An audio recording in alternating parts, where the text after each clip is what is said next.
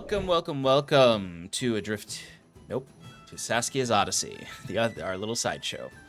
Welcome to Paradice. Our music is licensed through musicbed.com, and our ambience, which we really only use occasionally, is from Syrinscape and/or TabletopAudio. Great services for your own games. We also use Bardly to get the music to all of our players. It's a great tool for remote playing. Not a sponsor. I'm going to bring Shannon on now. Hi. I'm going to make sure her lines are moving, because apparently last week it wasn't at a certain point. And I feel like that was like most of the session, unfortunately. As long as we got Bardly, we could fix it.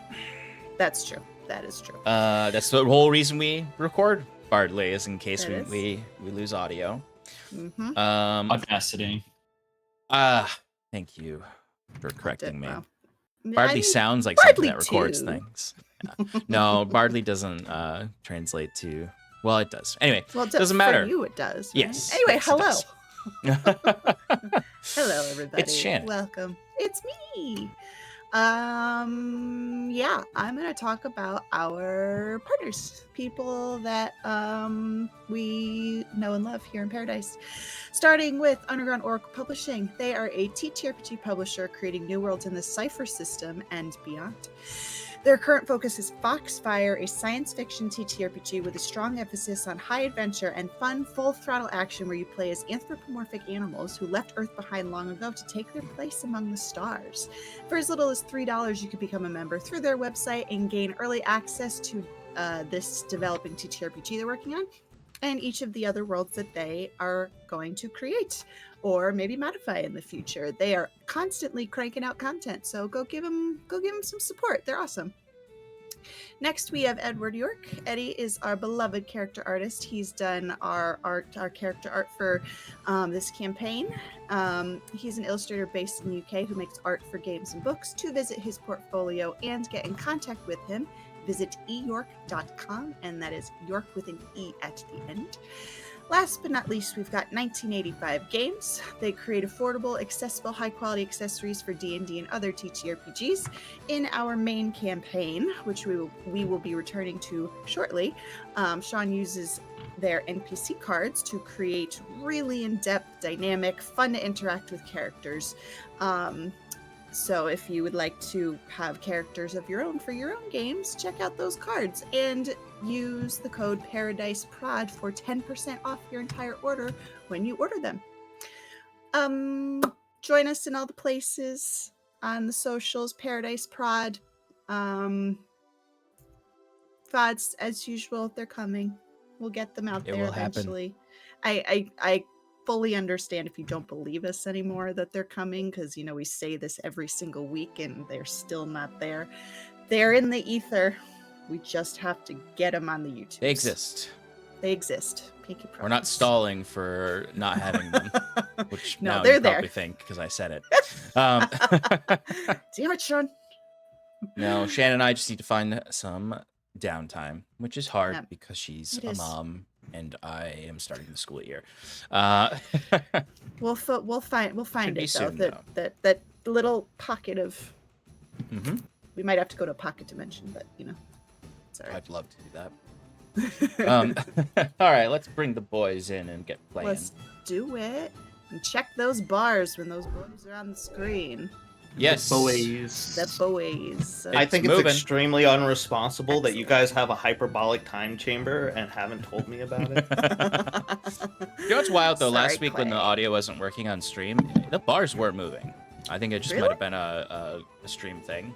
Because I checked actually last week at the beginning of the stream, but they're moving now, and we will fix that VOD. That's truthfully, that is actually why the VODs are delayed, is because sometimes we have to fix VODs, and that takes way more time than just uploading them and clipping them. Mm-hmm. But let's jump into a recap. Why don't we? Oh, Let's do I it. appreciate that encouragement. Anytime, buddy. Recaps brought to you by Stefan.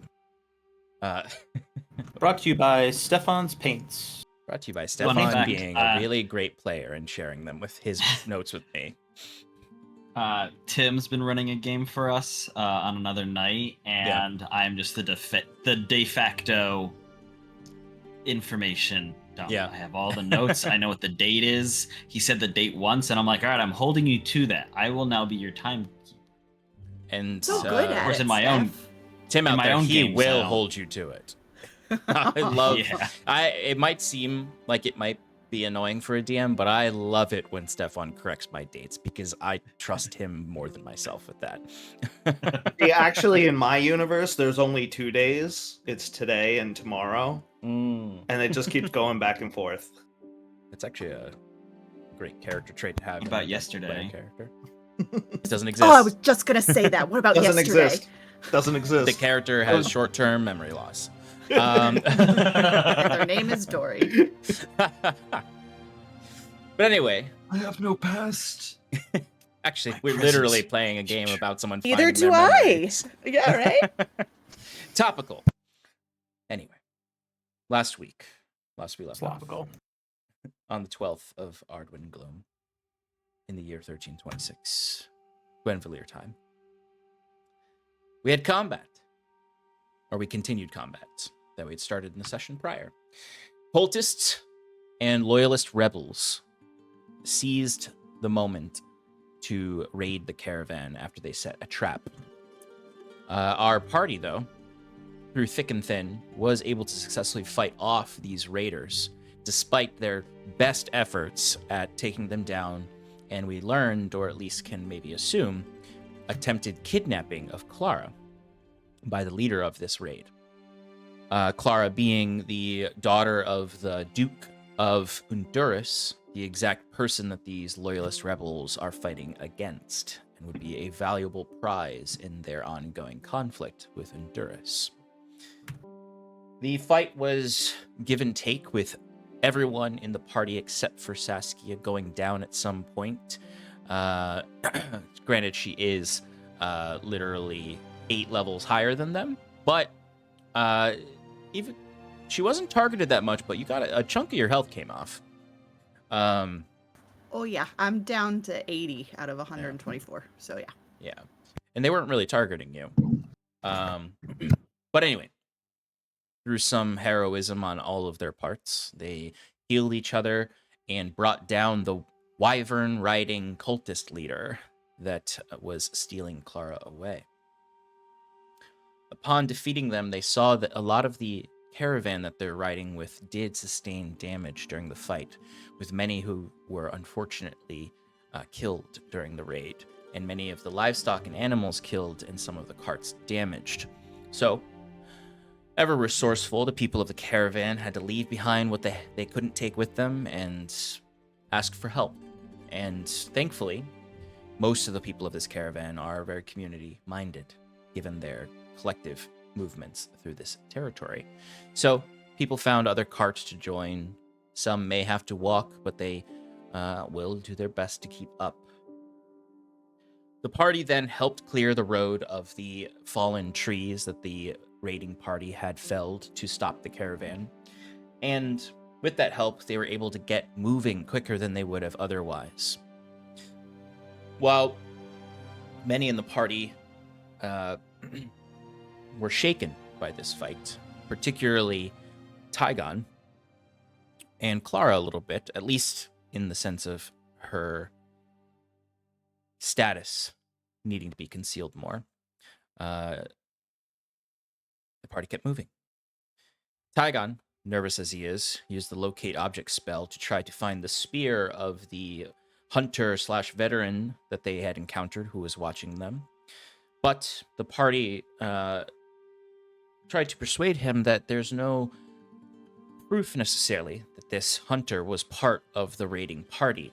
The hunter is in the swamplands, outside of the road, not too far from the road, but far enough to not really be part of the caravan. And they are following along the caravan, but it could simply be that the hunter believes that Clara is too much of a risk and decided to go into the wilds with his own party. But the party moves on, and Saskia's kind words were able to at least get Tygon to feel a little bit better, or at least a little bit better not to continue pushing for the party to find this hunter in the woods. But nevertheless, you moved on. The caravan went a little further into the night than it normally would, but at last you did find rest, and you took a long rest. We left off with you all taking that long rest and getting, well, other than Sass, a level up. Yay. Which, That's right. Seppi, make sure you... Yeah, I was looking at the character sheets earlier. Yep. Make sure you level yourself up. I'm going to do that right now. I gotta make sure I pick spells. So, we'll pick up where you guys start caravan movement the next morning. So you all awake to the hustle and bustle of the caravan.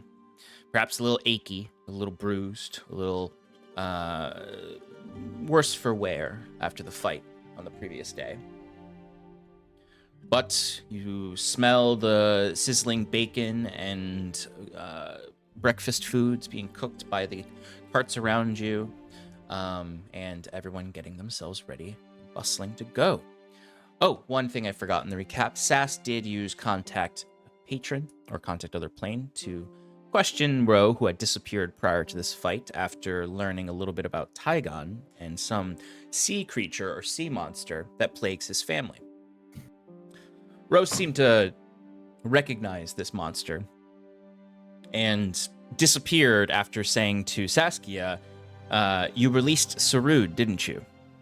A reference to our main campaign where Sass and her other party, Iron and Mana, made a deal with a demigod, godling, that was took the form of a dragon turtle to release it from its prison in exchange for some pretty choice magic items. This dragon turtle did tell the story of some trio of figures that stole the powers of the sea from his family. A man and two women. Take that for what it is. But we'll begin here. You're getting ready for the day. Is there anything you would particularly like to do to prepare before the caravan starts moving?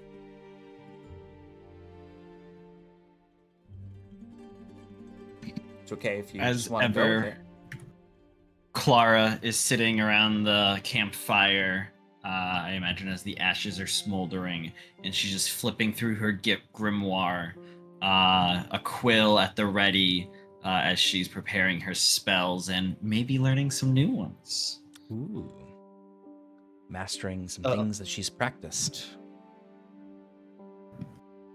Tygon's doing a similar thing, but you can see that it takes him a little bit longer because he's performing a 1-hour ceremony to recreate his star map. Not because he needs to, but because he likes being extra prepared and wants to make sure he has all the things at his disposal. I will be sorry. No, you're good. I'm sorry. No. I will be running through some exercises that Fionn has taught me and making sure that I'm keeping up with my exercise regime, especially to get out all of those aches and bumps from combat yesterday, but also, we've been sitting a lot driving the caravan, so just trying to stay limber. Excellent. How much time do we have before the caravan starts moving? I would say you guys were pretty tired, so you went to bed basically as soon as the caravan stopped for the night. So you woke up a little earlier than usual, so you have some time. I would say at least an hour. And how much time do we have before the caravan we get to our destination? How many more days? Day and a half. So you have one more long rest before you'll get there about midday. To Nefradala, the next stop. You'll have a little bit of one more morning until you're at the next town. Then you'll have 2 days before you get to the Gap of Storm Rain. Once you get to the Gap of Storm Rain is where the caravan is going to split up, where it's no longer going north and people are going to start traveling on their own. Giuseppe eating breakfast assuming that he goes over to the family that's with us still. They still there? Oh yeah, up, grabbing the they're bacon staying and after eating. the raid. They have like you even see like the night prior, like normally they camped like a good like 20 25 feet away from you. They were basically on top of you this last night, where they were, really their camp was kind of almost fused with your camp in a unspoken sort of way.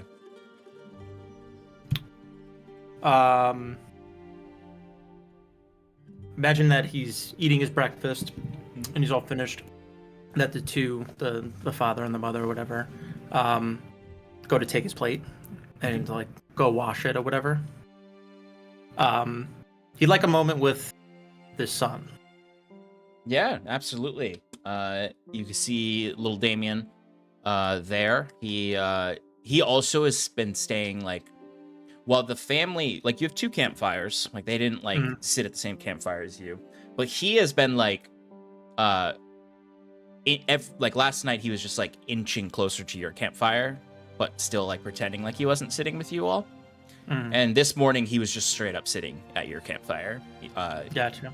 Like very slowly eating his own breakfast that he doesn't really like, because his children are picky eaters. Right.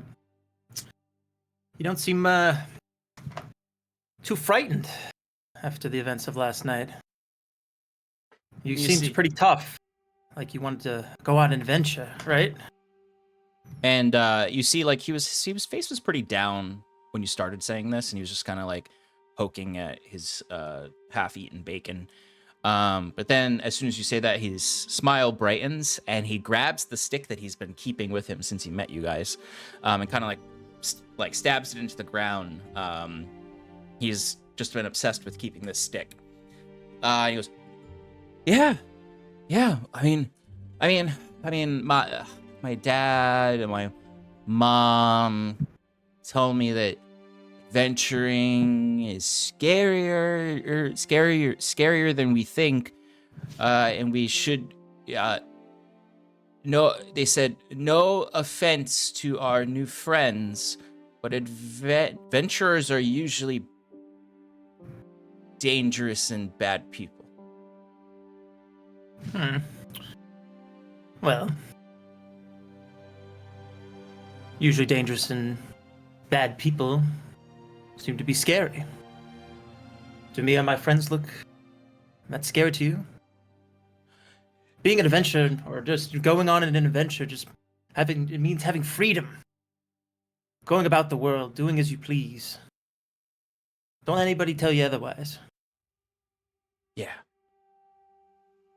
Yeah, back in Nefradala, there was a bully that used to wait for me outside of my dad's shop, and he did teach me. And then you see he drops the stick for a second and like really slowly makes a fist. My dad did teach me how to, fight back. But I think a stick would be better. He grabs his stick and holds it like a sword. Being strong is important, but being quick too is very key. Keeping yourself alive. I'm really quick. I can run really fast. I ran away from the bully first, and he could never catch me, which is why I've never actually fought anybody. Is that so? Well, see, I'm quick myself, and you know what? I like to try something that kind of helped me train a little bit. As he goes over to the Gusteau, and he whispers to him, "What's his rat's name again? I forget." Simon says. Simon. Yes, thank you. He'll whisper over to Gusteau, be like, "Hey, can you have Simon do me a favor, and we're gonna play a little game of catch or tag. Let him win." It's like, all right. Gusteau gives you a wink and then pulls out Simon. I believe you met our friend Simon here. He's a close friend of Gusteau's. He's a quick little fellow. Let me tell you. How about I propose this? If you can catch Simon, I'll give you a nice little cockpit piece for your trouble. A little reward, but also shows me how quick you are. Maybe I could teach you some more stuff. Well, I can definitely catch a rat. I used to catch rats in my dad's shop because we couldn't have a cat because it makes his eyes all red. Well, why don't we give it a shot then? Right? On 3? Oh, go ahead. I was just gonna say, Gusteau like whispers a little something into Simon's ear, and then is waiting for you to count down to release him. 3, 2, 1, go. Simon goes on so Simon jumps off. Simon, I would imagine, just jumps off and just starts kind of like scampering around. Yeah, absolutely. Damien, the boy, he is too excited, and he does stand up and immediately trips and falls over like a stump, or like a log that he was sitting on. But like a kid who has a purpose and has something they're determined on, he doesn't acknowledge the scuffs on his knees and quickly kicks himself back up and doesn't even look back because he's a little embarrassed and goes running after Simon. And Simon makes it real. Simon's a professional rat. He does a few little twirls and twists and escapes his hands at least once, but sure enough, Damien does catch Simon and comes running back, jumping up and down, and then kind of like a little embarrassed because he was jumping up and down, shaking Simon the whole time, hands Simon back to Gusteau, and Simon has little swirls in his eyes like a cartoon. Look at that, you're a natural. You are quick. I am. I told you I'm very quick. Piece. He grabs Just as it. I promised. Well earned. He bites the copper piece and he looks at it and goes, yeah. And he's very excited. He's like, I could do more. I could chase more things if you have more coppers. All right. Maybe we'll do it a little harder this time. And we don't have to go through it, but like we can like spend part of the morning where I'm just like playing with this kid and rewarding him here and there. I'm sorry, very are difficult. you training this child to complete menial tasks for you? You straight up thought you were gonna make him rob the front of the cart with you. As Clara says, this is like he's like in the back. You see Damien's in the background, just like doing whatever. And as one it of these continues, trainings, he'll move over to Gusteau as Damien's preoccupied chasing the rat. Clumsy kid. He's a good kid though. He's gonna have a part in taking over some of that carriage. I have an idea. You put him to good use. Absolutely. And you can kind of continue for the hour, just sort of playing with Damien and having him chase Simon around. There was even one point when I think Gusteau would like say to Damien, and he was like, "Yeah, next time you can see if you can catch me." That definitely would be the case. Yes. But you hear the horn blowing, meaning the carriages and caravans are starting to move. As we start moving, I would invite Clara to come sit up front with me as I'm driving. Cloak on, obviously, because we don't want to draw any more unwanted attention. Mm-hmm. Obviously, and she joins you. Just kind of pulled tight. You can see Marlin, her little familiar flat weasel. Mm-hmm. Snuggle baby. Snuggle baby tucked under the cloak, but like the head poking out. So, how you doing this morning? Oh, I'm fine. Are you really? Because that was quite the ordeal. It was, but as I'm sure you know, we adventurers always have to put our best foot forward. Sure, yes, of course we do, but you got fucking carried off by a wyvern. Surely that's... Fair. I mean, but I wasn't conscious for it, so really, did it actually happen? My perception of that reality is non-existent. It's only based on what you all have told me. Well, my perception is pretty fucking clear, and as I, poofed myself onto that wyvern, it was pretty fucking real. Yes, I understand what you're saying, Saskia. And I appreciate the check-in, but I'm fine. Unfortunately, not the first time someone has attempted to kidnap me. I Probably was won't be the wondering. last. That must be annoying is the first word that comes to mind, but that's just like, it's no way to live. You're constantly looking over your shoulder. Well, that's usually what the entourage is for. Hmm.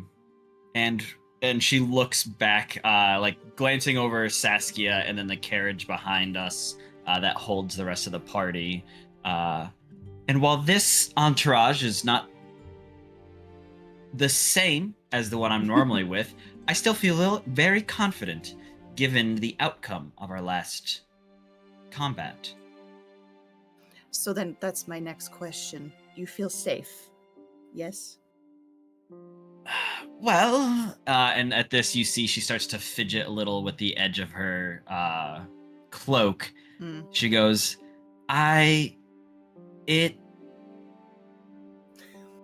where did you go? And she turns to Saskia. I mean, I know Gusteau did something with that ice wall, but I thought you were kind of like supposed to be leading us, right? You're the one with all the experience. Yeah, I mean, I guess so. Yeah, I was fighting. I was on the other side of the wall. I was trying to take down the main guy, the guy that was riding the wyvern, the one who fucking took you. I was working on Right. him. Yes, and that's kind of my point is that you were out there by yourself and the rest of us were all together and he came in on that wyvern and poof, knocked us all down right on our asses. It's a fair point. I think I understand what you're trying to say.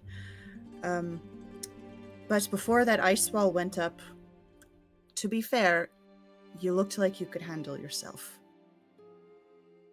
You're very Against talented. mooks, thank you. Against mooks and goons, I'm sure all of us can handle ourselves very admirably. But, and we've learned something, and Clara kind of leans in closer. I'm not confident that all of us are exactly cut out for this line of work. Well, the line of work, this isn't an adventuring quest. It's just, at least it's not how I'm seeing it. We just happened to get mixed up in that yesterday, but this just seems like it's, it's a, I don't know what you would call it, an escort maybe, and Well, I if don't you know. ask Tygon, I think that this was all in the fates, right?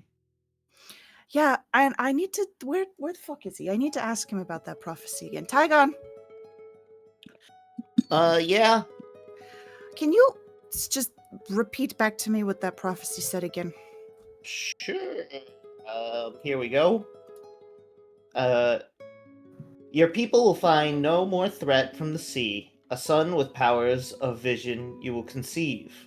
He must follow the woman with white hair and no past, or the day the Saranac returns will be his last. Right, so let me get this straight. Your understanding of this is that it is fated that you are responsible for saving your family and their legacy? Nah, not really. It's really a prophecy that's unfortunately all about me. I mean, the only thing that we could really confirm is that the Saranac will return someday, Mhm. and if I'm not with you when that happens, I will die. Isn't that what I just said? Well, Anyway. I mean, the Saranac could return, and we could not be there, for all I know. Right. Have you ever met any other women with white hair? Because I am not the only one. And I doubt that I am the only one that has no past. I think that's Oh. pretty much the defining feature that made me think it was you. I have, embarrassingly enough, been tracking a white-haired woman for quite some time now, but nobody as capable and adventurous as you are. See, this is the problem with prophecies, is that they're always so vague and there's never any really clear, lines of inquiry to follow. What does that even mean? He must follow. So what, is he just supposed to follow every footstep of yours? What if you go right and he goes left, only for you to meet up at the end of a hallway? Is the prophecy now null and void because he didn't follow your every step? I'm just saying. Yeah, I guess we just see where it takes us.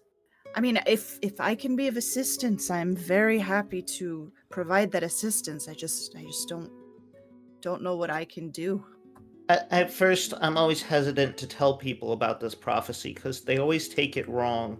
I mean, I don't want you to feel obligated to keep me by your side because of this ideal, I'd much rather earn your trust and try my best to fulfill it in my own right.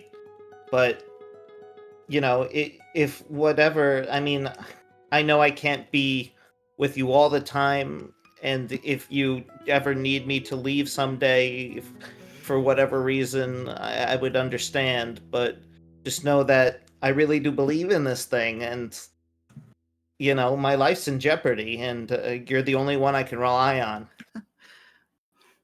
Oh. Ty, let me reassure you that you have absolutely earned my trust. You are smart, you are capable. You have the makings of an adventurer, even if combat isn't your cup of tea. I very much respect that this is important to you and you believe in it, and if there's something I can do to help it get fulfilled or help you feel that it's fulfilled, I will do my best before our paths diverge. I would appreciate that. He kind of looks at both of you and says, "Was that all? Is that all you needed?" Yeah, I was just curious. Also, I no, actually no, that wasn't all I needed. How are you doing this morning? Are you okay? Well, I've been doing a lot of busy work on my magics, and I think it's calmed me down a bit. Good. But I don't know. It's It was a lot it's- yesterday. It was a lot. It's been a lot for a while now. Yeah. I'm just out of my element here, but Sure. I'm trying to keep cool. To be fair, so am I. I don't like being so far from the water, so you're not alone in that. How far out are we? Day and a half or so.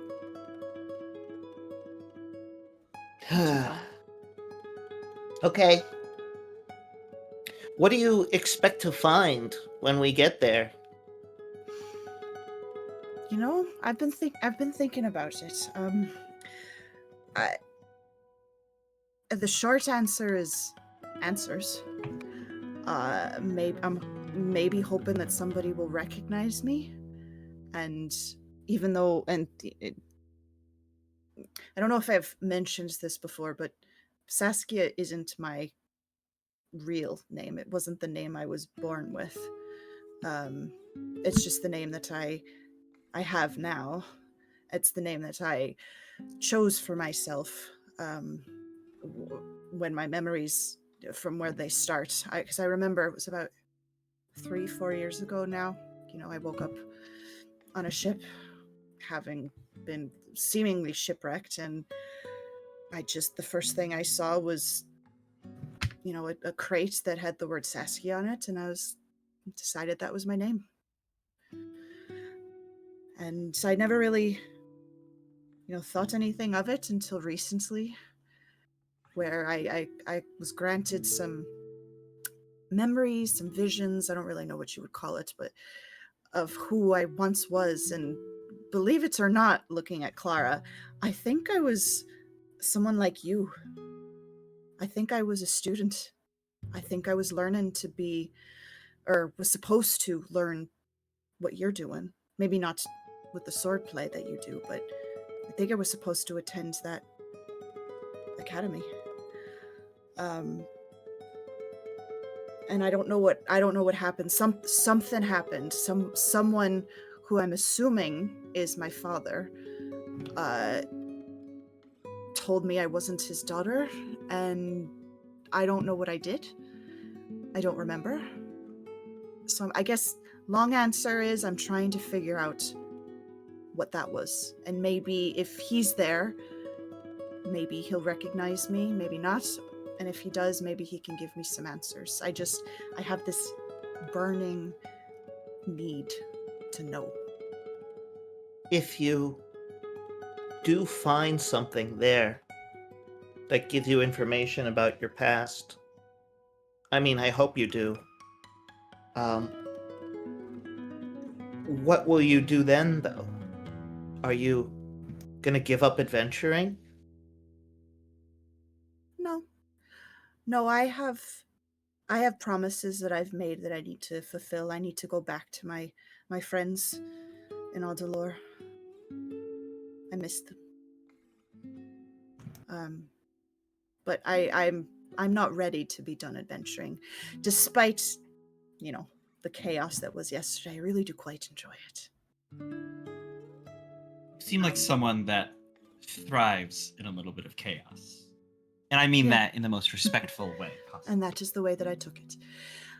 Yeah, no, I do. And I, ever since I woke up on that ship a few years back, it's been one chaotic situation to the next. And it works for me. So I just want to know a little bit more. And just so I can, there's holes that I want to fill, if that makes sense. Okay, just,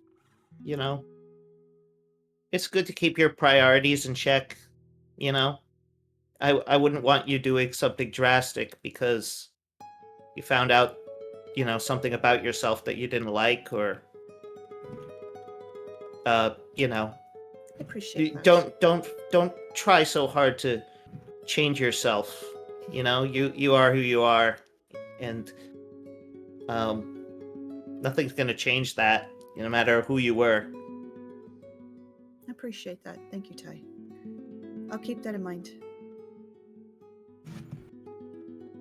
He just smiles and closes the curtain and goes back inside the carriage. Carriage, right? Carriage. Not caravan or. No, it's carriage. Funny, I was about to say we finally He's got learning. We'll never know what it is. No, we know. It's quite clear. In fact, it's one of the few things that is abundantly clear because there are rules for it.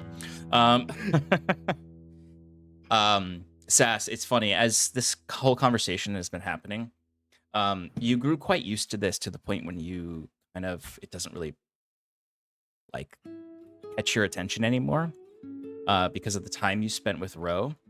But the music we are literally listening to on Bardly has actually been in your ears as you finally notice him when he starts speaking. He's just been laying on top of the carriage. As they stop speaking and you put your eyes back in the road, you would notice him when you hear his voice as he's just kind of waxing poetics. Not very good, I would say, but he's just waxing poetics as he's just like, "Oh, Sass, surrounding herself with those with purpose, but bereft of her own direction, wanders from one to another like a circus, a sad clown." And he gets a sad stuck clown with a junk collection. First of all, welcome back. Second of all, it's not junk. Everything I keep is scrap and it has a purpose. Sad clown with a scrap collection. Where the fuck were you? Why didn't you? Why did you leave? And he sits up on the carriage, his legs now dangling off the side. I had investments to check on. Yeah, well, this investment is curious as to why you abandoned her. Oh, this investment almost ruined another investment, it seems. Yeah, you said something about Sarud. What is that about? Yeah, what's that? Do I know? Does Yes. Saskia know like that was the name of the dragon turtle? Oh, yeah, you guys knew that. Yeah. Okay. Yeah. Okay. You also What know does that that dragon turtle hated you. Hated me. Oh, shit, Remember? I forgot that. It No. said that you I reek. don't remember. It said you reek of my family's enemies. Interesting. Why did you go see that dragon turtle who absolutely did not like me? Is it? Let me put it this way: is it something I should be concerned about? Because you seemed rather frantic when you left. Oh no, Sass, everything is okay. Everything's fine. As he holds his hand out, and you can see in between his first two fingers is the pearl from your necklace. And then he flips up his ring finger, and between his ring finger and his middle finger is an identical pearl that he's now kind of like moving through his fingers, and then grabs them and they disappear. See, what was that all about? What? Insurance.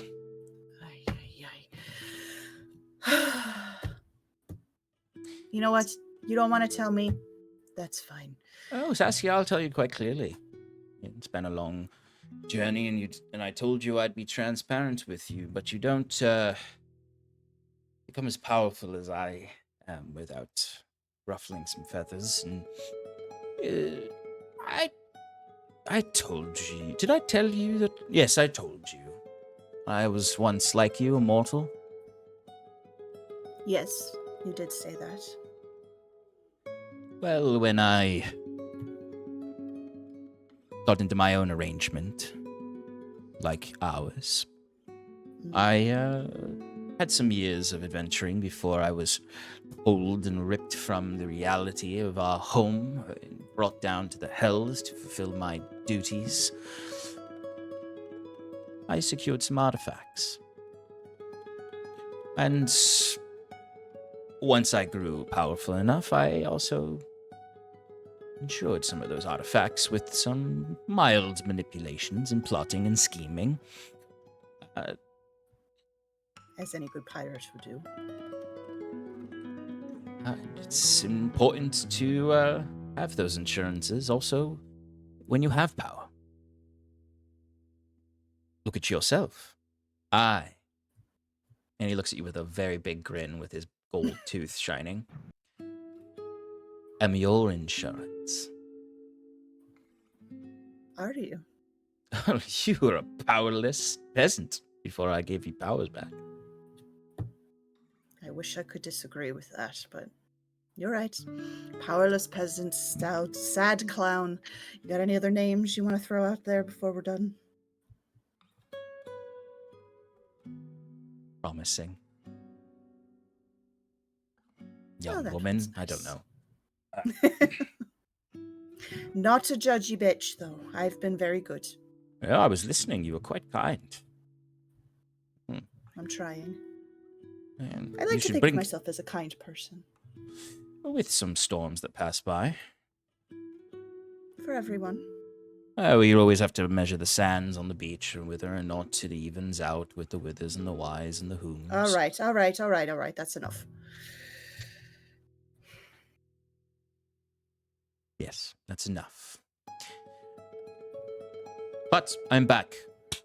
And it is unlikely that I will be leaving again, unless you have other surprises in your sleeve of meddling in my affairs that happened completely absent of any direction or intent. Maybe. There, honestly, probably. You know, I like to live from one chaotic situation to the next. So Yes, wandering from town to town like a circus. I kind But, of like that idea. well, don't let it sit in your head too much, because we're not a circus here. We have a purpose. We do, but that sounds kind of nice. You know, you bring joy to people, and you know, kids mostly look forward to when you're in town and you perform. And I was at a circus once. oh, were you? Yes. Story for another time, yeah. It was an interesting night. Anyway, we are not almost there, but we are going to be there soon. You've been thinking about what you'll do. I just take it all in, just like I said to Ty. I don't know what to expect. I'm just hoping I feel something, you know? Something in here. Or something that might feel familiar. At least a sense of closure. That would be nice. Saskia, are you prepared to potentially be disappointed?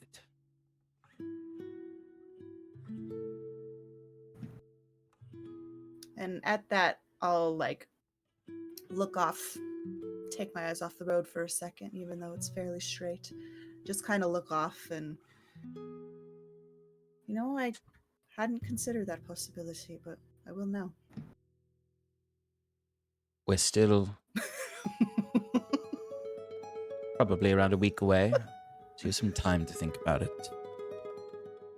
Yeah. I guess disappointment in itself is a sense of this kind of closure. It is.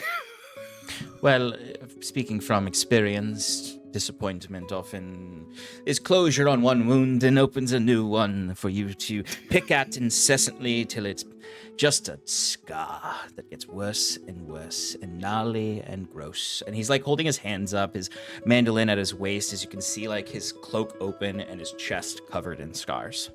Hmm.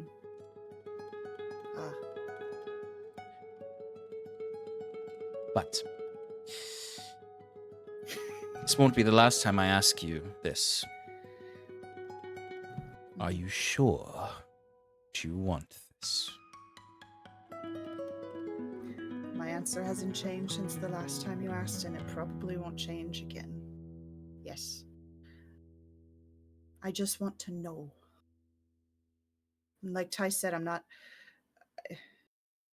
don't think I'm going to change. I think I've invested too much in who I am now. I just need to know. And he bows his head and vanishes into your persons. So when you're just staring off into the middle distance, is that you communicating with the dead? No, I'm so sorry. I'm sure that looks quite... Thank you. Clara hands the reins back and goes, you also really shouldn't take your eyes off the horses. Yeah, they're well trained, but given the excitement of yesterday. Yes, no, of course. I'm sorry. It unfortunately happens a lot. It was way worse before when I had a different entity that I talked to. I would just talk to myself and it would make absolutely no sense. Now I guess I just stare off into the distance, but I was just talking to the person that I'm coming to trust. The person that gives me, purpose. And remember, Clara, of everyone in the party, is the only one who knows that you're a warlock. Well, I'm not well versed in the arena of patrons and proteges. But what I have heard is that a warlock who can trust their patron is a warlock that has a lot less to fear at the end of the day. This arrangement is definitely better than the one I had before. I'll say that much.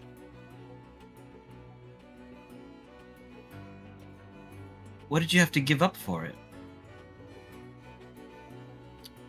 That's usually how it goes, right? You sign some kind of deal, you give something up in return for the powers. For the current arrangement, I don't think I gave up anything. Did I? I don't think I did. You owed a Rose, favor, I think. Rose specifically said he is an unorthodox pact where he is giving you what you want up front. Right. The expectation of helping him later. Yeah. Yeah, so I didn't give anything up in this particular arrangement, but I owe a favor. Oh. And at this, like, Clara kind of sits up a little straighter, and maybe you sense that she moves a little bit away from you as she goes, you just owe a favor to an extraplanar creature. It's not... Where any time could ask you to do something. It's not like that. It's... Are you sure? Yes, I'm sure. He's actually, been quite forthcoming, which is much more than I can say of my last agreement. She was a bitch. She put a barnacle on my face. Oh, I'm sorry. That's disgusting. Yeah, it was.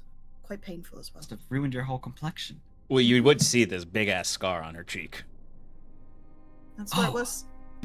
Did somebody say barnacle? I'm starving.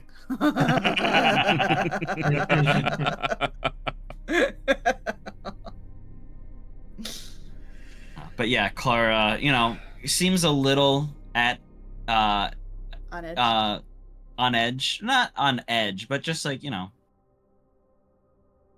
she maybe questions Saskia's choices a little. But she's not that perceptive. She's not very insightful. She's no Jacques Touchard after. And eventually she just goes on to be like, oh, so like, blah, blah, whatever, and just like chats about maybe some of Saskia's old adventures. Yeah.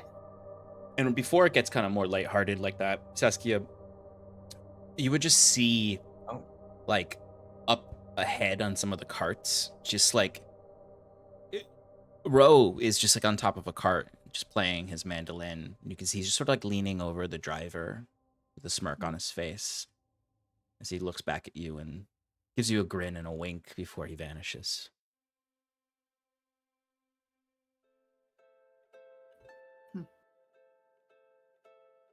But you continue on for the day.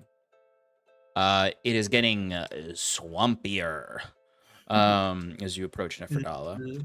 It is, even though it's still still winter, it is quite mild, the weather.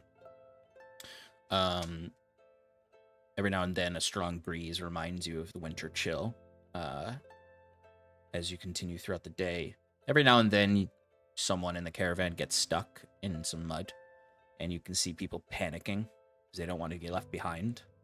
And like people falling in the mud to get their carts moving again.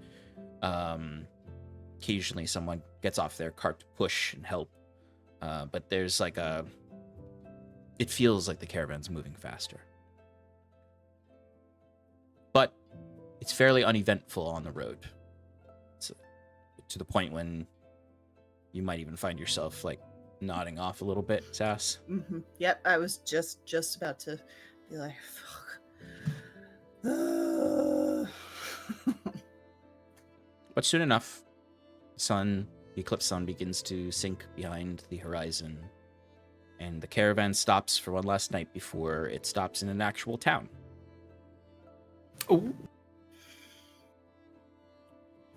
And it is, like I said before, that chill wind is picking up and faster. And in the night, you find yourselves, those who aren't inside the cart, much colder and needing to stay quite huddled against the campfire.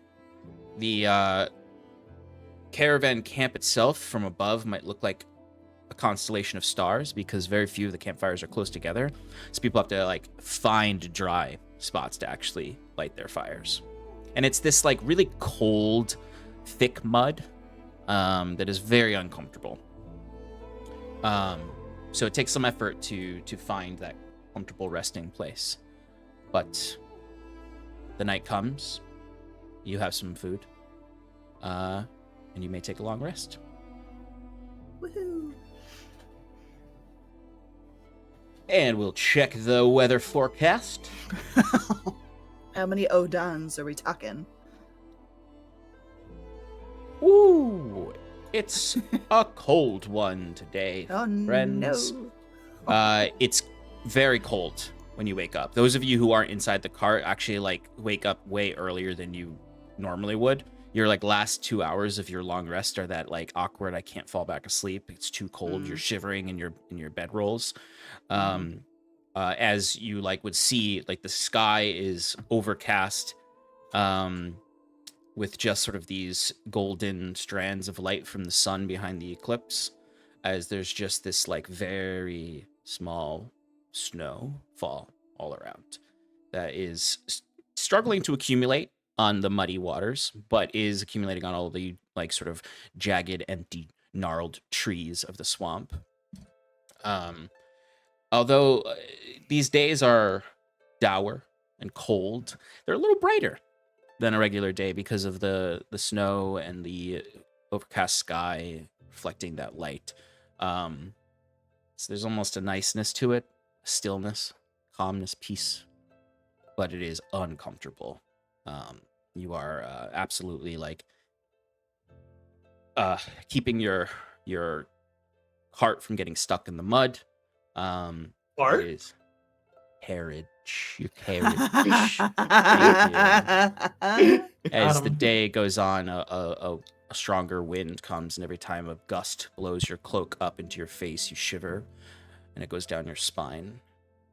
Saskia, Yeah, you think to the frozen north. This is nowhere near as cold, but this is kind of what you were experiencing in the frozen north because you had the winter gear for it. What was much more dangerously cold felt more like this when you were up in the north. Tygon, as a cold-blooded creature, has not left the carriage and is bundled up with as many layers as he can, and he thinks he's going to die. Yeah. Tygon looks like one of those kids that the mom layers up on the snow day and can barely move his arms. It's basically like a giant, like he's got blankets on top of his shell. He's just like a big ball that's like in the middle of the carriage. Absolutely. You'll arrive at Nefradala midday. Is there anything you want to do on this morning before you get to Nefradala?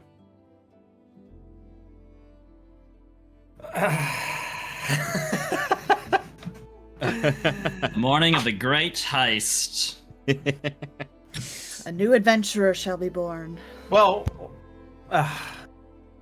You don't have to do it today. You do have more time after Nefradala with this cart before you get to the Gap of Stormrain. So like you'll be with this caravan for another we'll 2 days after this. Yeah, we'll progress to the next step, I suppose, because I'm trying to think some stuff out. Slow burn. It's a slow burn. While you're thinking, I will like to mention that Ty is in his like basically hasn't really gotten up yet. Like he's been covered all night, so his like bag of holding and his magic items are just like out.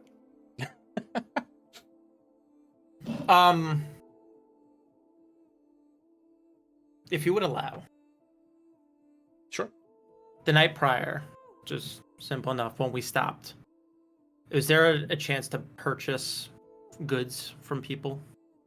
Oh yeah, there's plenty of merchants and traders here who have been selling to other caravanners. Any fishmongers?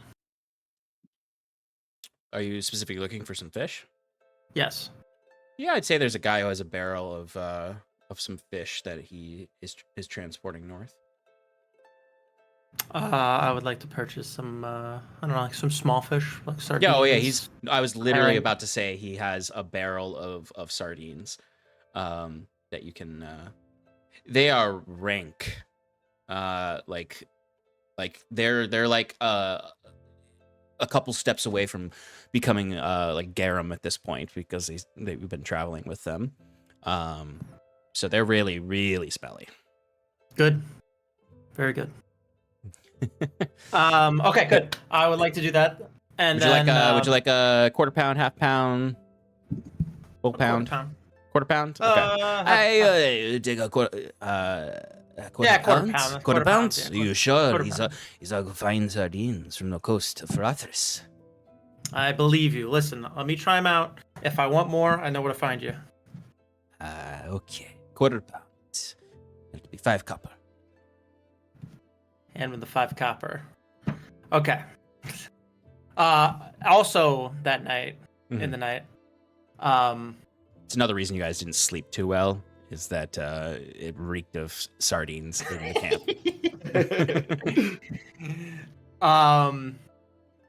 He would tell Damien, if you want to play another game of catching Simon. Yes, I got it there. I got there. Hey, if you want to play another game of catching Simon, why don't we change up the scenery a little bit? Why don't you meet at? Are you allowed to move outside the camp? Is Mom and Dad okay with that? I think they'll be fine with it as long as well, you know, we've been running around a bit, so I think it's okay. All right. Why don't we meet it by the main cart, and we'll play catch. We'll play catch there. And he kind of nods at you, excited, and then runs off to obviously probably ask his parents. Which they do, like, look up at you, and they are like, they've been nice. He seems to really like him. He's kind of looking up to him. We'll do it. We'll let him go there just tonight. Okay. Cool. Next morning. Yeah. Seppi would like to get to the cart before, if he said first thing in the morning, whatever. I'd say I try to time it like 10 minutes before he comes. Circling, or like, first off, if you need me to do a stealth check to like not be conspicuous. Yeah, we'll ask for a stealth check. So I think I know what you're gonna do. Maybe, probably.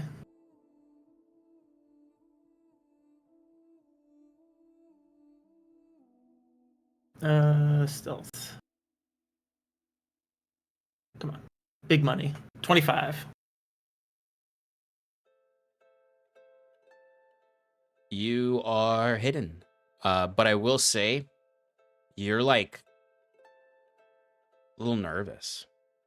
Yeah. Like there's like a moment when like there's definitely like one of the main cart's wagon's guards that definitely like notices you for a moment, and like the only reason why he like kind of like doesn't keep his eyes on you is probably because it is so cold that it kind of pulls his attention away from you. But they are like, one does eye you suspiciously at first. Well, after circling, I would like to go to wherever there's upwind of the carriage. Yep. I said there was a strong breeze, so you can definitely do that. I would like to drop the fish on the ground. Yep. And are you by any chance trying to lure something? I'm trying to lure the cat away from the carriage. Okay. And what's your next step? Go find Damien. Oh, he's ready. He's shivering, wrapped up in as many blankets as Tygon. Look, I know it's cold out tonight, but getting the blood pumping will warm you up quite a bit. He's very eager. Like, he's not talking as much because his, like, mouth is covered with a scarf. True. to kind of get him excited. Be like, you did real surprisingly well yesterday. So, if you catch Simon this time, I'm gonna give you a nice big gift. Something that an aspiring adventurer can use. As I like reach into his bag and pull out just his old adventuring gloves, like just leather gloves that I had. Ooh. I was like, these were mine when I was your age. These keep me warm. Good, allow me to keep a good grip on my daggers and bow. You catch Simon this time. These are yours. Now it's gonna be a little bit harder. And he can get into some crazy places. But you catch him, they're yours. And I'm trying to instill it into him that, like, you gotta catch this rat. You gotta catch the rat. Give me a persuasion roll with advantage. Little as Damien Thank know, you. You're very nice. the rat he needs to catch is the one showing him the cheese. 11. Okay. He is eager. He's like focused. Like he's been like overly excited in the previous ones. And you can even see like he stopped shivering because he's so focused. Okay. Now, at this point, wherever the cat was earlier, can I see if the cat is there? If it's there, Or is it, if it's gone? I'm gonna roll something to see if it's there. Mm-hmm. Mm-hmm.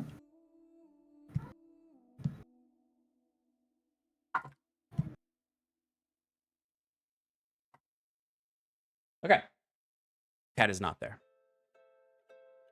Okay. We have a jump cut over to 50 feet from the cart where the cat is on some sardines.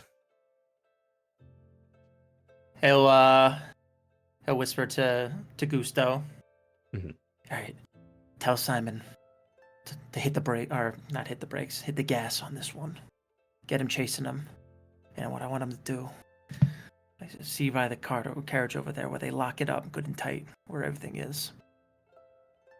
We'll try to get into one of the crevices in there. I'm hoping the kid can run up, say that he's got to catch the rat. He's got to catch the rat. And the guards, they're gonna open up the carriage, and I'm gonna see exactly how they do it. Whether there's magical means behind it, where they keep the key. Just gonna observe. Ooh, I like this. Okay. So that is essentially my plan, is that I want Yep. the rat to try to get inside the carriage for Damien to run up and be innocent to the guards. Yeah. Where they will be like, fine.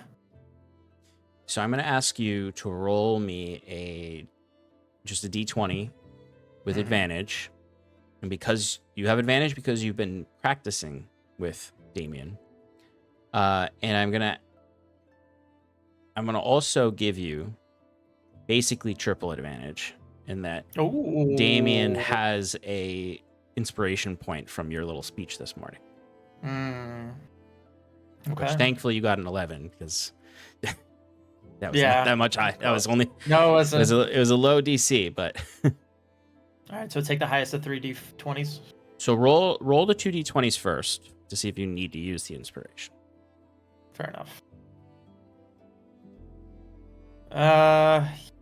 Maybe 14.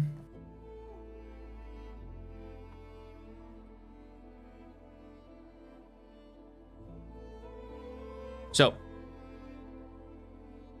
Damien runs up. You're not going to need the inspiration. See, because I gave him his own cuteness modifier. And he got one more than the guards for their insight. And he runs up, and like where are you watching from? Just like leaning up against another cart that the people aren't really paying attention to. Yeah. Okay. So now I'll describe what it looks like, but I want you to give me a perception check. This is where it comes. Oh, come on. Big money. Unnatural 20. Ooh, okay. Okay. Nice. Excellent. So you see You can't really necessarily hear it other than at one point you hear the loud whining of Damien when the guards at first won't let him in. And you keep, like, a little bit of you is like, was that a wineness modifier or a cuteness modifier? Where eventually one of the guards just like hits the other guard on the arm and just gives him a nod, and you can see he reaches to his waist, where you can see there's a pouch that he opens up, and he takes out a ring of keys. There are only 2 keys on it. He hands it to that guard, and he goes and he unlocks it, and you see Damien like scurries in. He has to like literally, like, 'cause the cart is big, so like the ledge of where they unlock it is over his, like, up to his eyes, so he has to like crawl up and scamper up. You actually see the guard who was friendlier, who gave the keys over, goes over and gives him a little boost, and you can see Damien like smacks him on the arm, and he's like, I have to do this on my own. And the guard's like, okay, kid. But he does scurry in. You can see that it's not magical. It's just simply a set of keys that this particular guard has. Okay. And there was 2 keys, and you only used There were one. 2 keys on there. He only used 1. Okay. And you have that information now. Good. I don't need another ink blowing up in my face fiasco. You literally doing that has brought this whole thing where I just like, I gotta see how this works. I have to test the waters before I do it. Okay. But I imagine he comes running back. Yes. With Simon in hand. He's actually walking back because he's like learned from when he was shaking Simon when he first ran up with him. So he kind of has him like very gently in his hands. And he's just petting him to keep him calm. Or bringing him back to you, and Simon leaps onto your shoulder and starts gnawing on your cloak. I told you were a natural. That was amazing. You know, Simon can get into some tough places, but you seem to charm those guards too. And that's what it takes to beat adventure. You got to be able to talk the talk also, along with walking the walk. So, I'm happy to give you these. Use them well. Keep your hands warm. And maybe we can play again later sometime. He's very excited, and immediately takes off like his heavy jacket that his mom's put on him to put the gloves on because they weren't his little hands. He like clearly is wearing like one of his father's coats. And she's clearly very cold, but he's not shivering as he puts them on. He's just like holding them up. And you can see he has tied a like string around his waist and tied his little stick to it. And he immediately pulls the stick out with the gloves and goes running off as he's wrapped his father's cloak around his neck like an adventuring cape. And we have just seen what Mike's rogue character origin story is going to be in the next campaign. Maybe. We'll see. If it's going to be on... actually, it could be anywhere. Anyway. You smile as he runs off. Possibly a mixture of heist went well and that was kind of nice. And then he turns to Gusteau and be like, all right. We'll discuss later today how we're going to hit this. Gives you a nod. Yeah. Sounds good to me. There we go. Baby dragon. Okay. The morning goes by as you're shivering in the cart, eyes nodding as it gets more and more mundane, but at the same time, the cold kind of is a breeze is what knocks you out of it.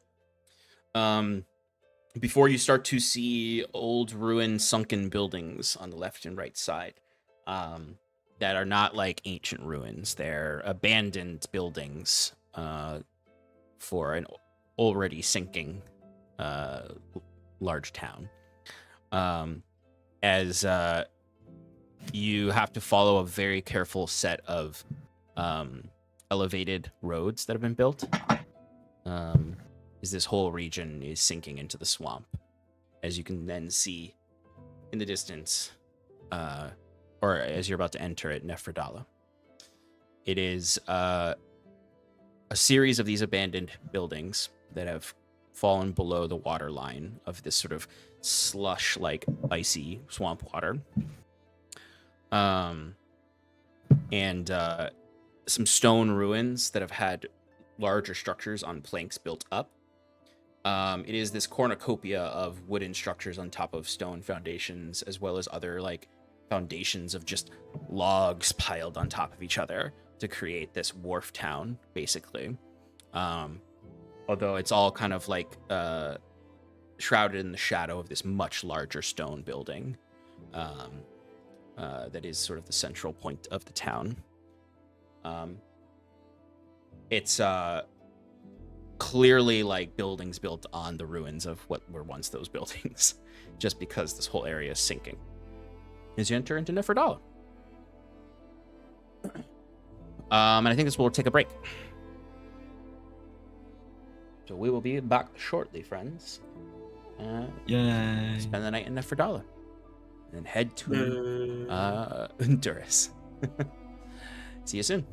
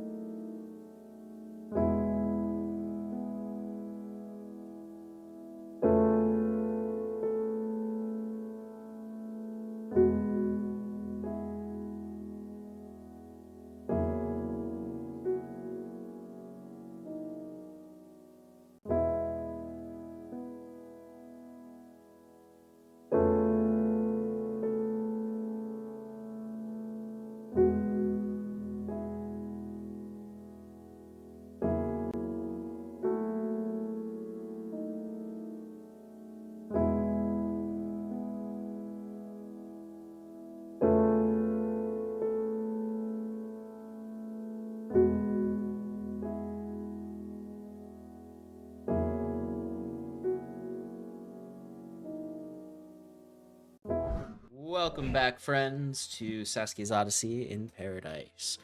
Our heroes have made it to the township of Nefradala, in the swamps just outside of the Fields of Glass in northern Farathris, as they head to the Gap of Storm Rain to eventually head to Saskia's supposed home city of Tasaka. They have survived raids and emotional moments, and some manipulation of a child to make them complicit in crime. But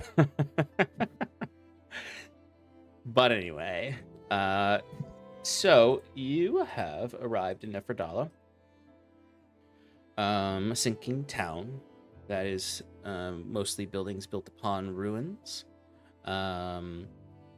With some, it looks a little sketchy in that sense, but it has a few different areas. While once in its past, there was always kind of a foot of water, there's now several feet of water, hence all of the elevated bridges that people have to walk and bring their caravans through. You move very slowly across these bridges because of the extra large wagon that's part of this caravan. But it looks like you're heading towards a part of the city that has some dry ground. And your patron on this caravan, Estro, does tell everyone that he does have a depot where you can keep carts where they won't get damaged or won't accidentally sink into the swamp. And that you're allowed to stay there, but there are taverns in the town if you want to stay in a warm bed for the evening.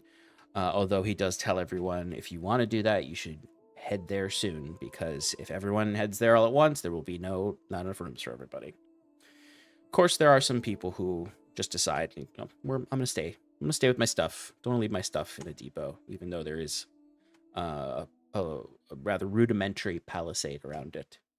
But you learn that there are two particular taverns that he recommends. He says if you're looking for a traditional tavern experience, you can go to the Laughing Serpent.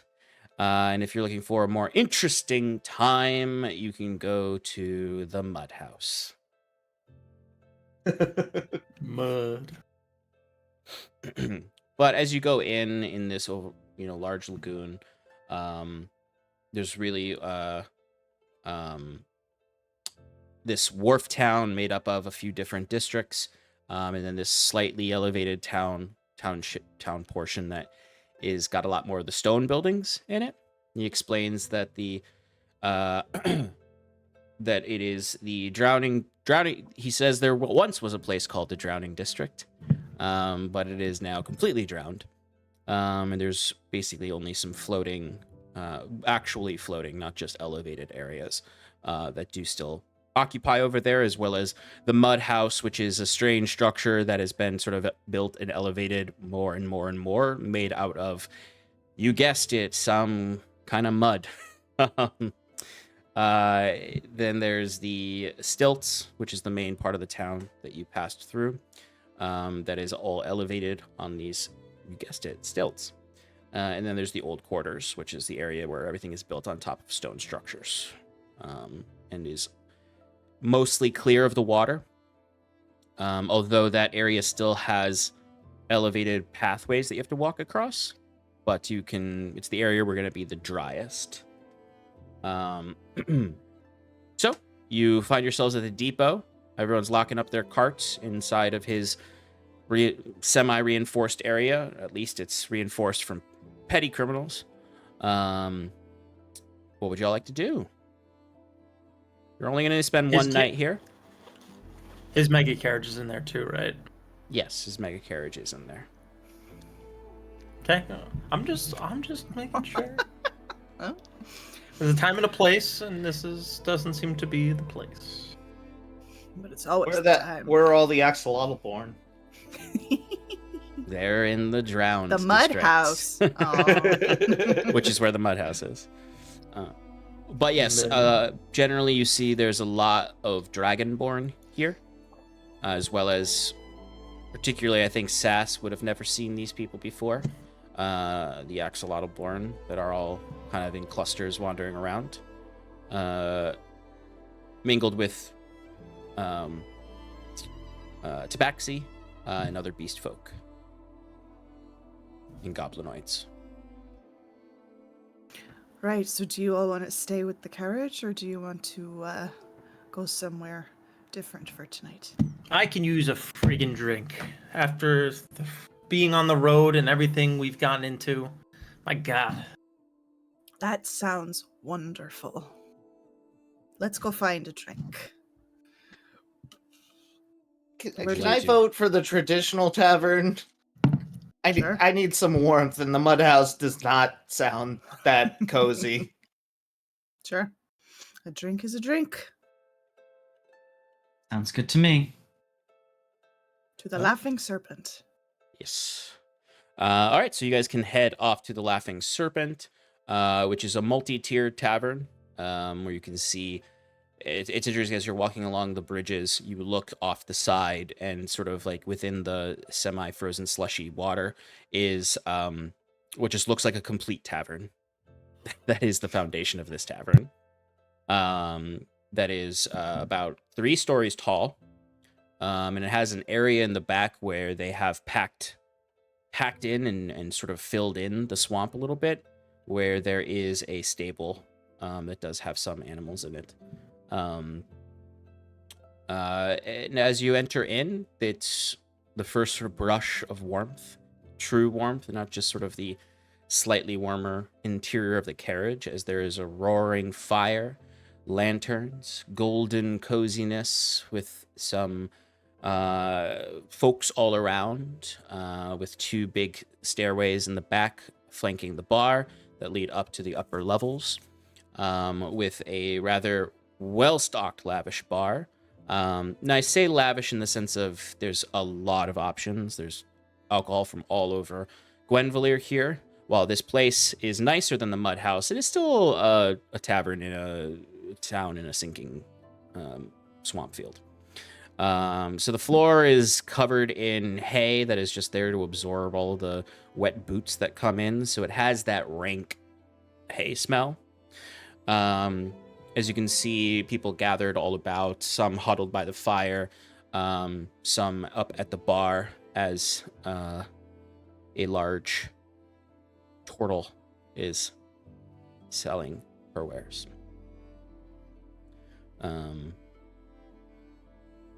Eyes going straight for whoever it is he needs to talk to negotiate a room. Yeah. The while there are other waitstaff, this turtle does seem to be in charge. So when you get up to the tavern bar, her like elongated turtleneck comes out from her shell longer, so it can reach over the bar to look down at you, because your head does not reach the top of the bar. She looks down with a big smile on her beak, as much as a beak can smile. But you are well versed in the subtle emotes of turtles, even though this is a different species of turtle than you. She does look down with sort of glassy eyes, and she's, "Hello there, the little adventurer. Welcome." Cousin, how much for a room? Oh, just one night? Yes, I believe so. And how many guests will it be? I believe 6. 6 guests. I don't know that Simon counts. 5 then. Ah. Well, we have a caravan, a carriage as well. Maybe we could park that around back. Isn't that staying at the depot? Princeton. Oh, okay. No carriage then. Okay. Just the 5 rooms, please. 5 rooms? Anyone pairing up? Yeah, Oh. right here. These 2. 4 rooms. Of course. Absolutely. And she like looks past you all as you can see other caravanners coming in. She's like, "Huh. Looks like you beat the rush." Now, would you like to be in our second floor rooms or our new installment on the third floor? Fresh beds, brand new linens,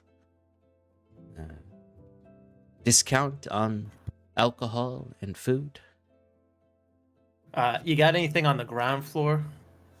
I don't know if you Ground realize floor. this whole town is a swamp town. The higher you build up, it's gonna tip over or something. That's making me a little nervous. Anything closer to the ground, Oh, I'll take. well, the Farathrian engineers have, devised a system of logs that are keeping this whole place afloat. Don't worry, I know. You may have seen the tavern below. That was the original tavern I built here. Well, I'll take one on the new floor. The new floor? Ah, Yes. that'll be 1 gold for the evening. Second floor is only 5 silver. Clara, let me treat you for the ordeal you went through 2 days ago. Oh, well, thank you very much, Saskia. I course. appreciate it. Of course, Saskia's learning the value of money. And I didn't really fully catch what you said with your ramblings there. You said there's only rooms on the second and third floor? Oh, yes, you Whoa, were asking Giuseppe. about Yeah. ground okay. level. All right. Nope, that's okay. That's all I need to say. Slaps 5 silver pieces on room for the second floor. And she's for like, the keeps two of us. talking as you're talking. She's like, we do have a lovely, lovely, lovely closet that is available and doesn't have much in it. I'm sure it's not. Spout, just take the second floor room. And you see please. like as much of a smirk as possible as she is. Tygon, you can tell she's joking, where the rest of them might not tell this from her micro expressions. Her Ty, where do you microaggression? wanna Excuse you? Because I'm a halfling. Oh, Ty, do you want a new room as well? I suppose if you're offering. Yeah, absolutely. And I slap another gold down onto the table. Counter, whatever. absolutely. And you see she kind of leans over and yep, you heard. Yep. As you look over the bar and there is this goblin there who is just like, yeah, boss, and wanders off to go grab your keys. He'll be right back with your keys. Would you like anything to drink or anything to eat? You 3 get a 10% discount. Who pointed to the ones that The- bought the top rooms? The 3 that bought the Yeah. top rooms, yeah. We have roast auric. We've got glass worm stew. We've got some good old-fashioned porridge. We have every alcohol you Okay. can find Okay. on Yes. Gwendolyn. Something preferably without any algae. Oh. Well, the stew is a no-go then. Roast auric it is then. Yes, please. And I'll lean over to Giuseppe, like as she turns away or something. It's like, what the fuck? Why are you being so rude? Doesn't shut up. I want to just get a drink. My God. Neither do you. All right, so just have some fucking respect. This is their Well, she just- establishment. She just lingers on. Yeah, and so she's giving you a room and food for the evening. I'm paying her. She Yeah. ain't doing no charity. Oh.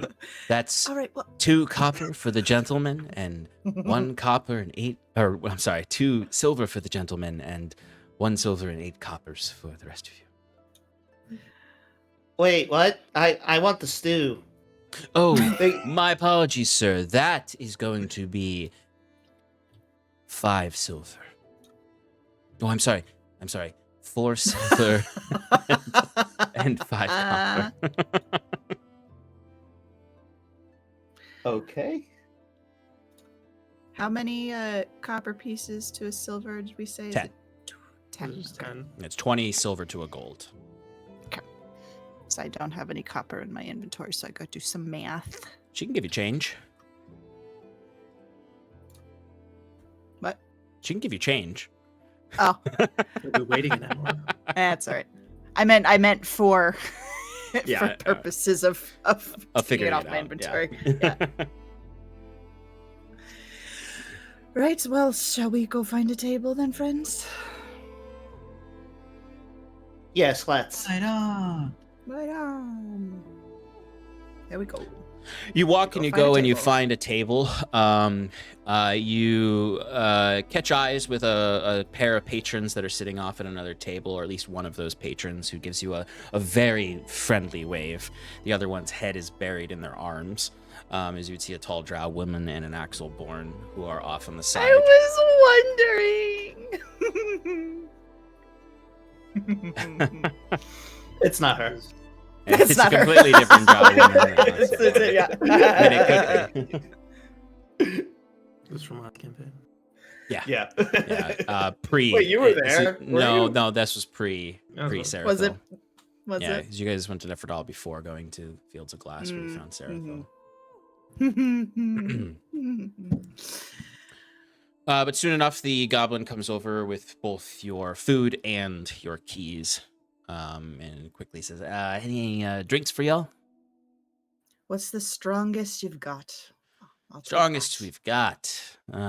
Well, we've got some pretty hefty booze from the Fields of Glass over at the monastery down there. It's a pretty Oh. strong fortified ale. Great. It's the strongest I'll have that. beer we have. If you're looking for something a little spicier, of course, we've got everything you can think of. We've got Nordka, we've got ski, we've got some tequila, we've got some specialty things. Whatever, honestly, you say it, we probably got it. I'll start with the monastery beer. You got it. Red wine for me. Very nice. Any particular region you're looking for it from? You got anything from Bluesky? Bluesky. No, I don't know what that is. But I think that maybe the closest thing we've got is we do have an Enduran vintage from the regions around northern Endurus, a little outside of the fields of Saskia. That'll do. You got it. Blood Oath wine it is for you. And how about you all?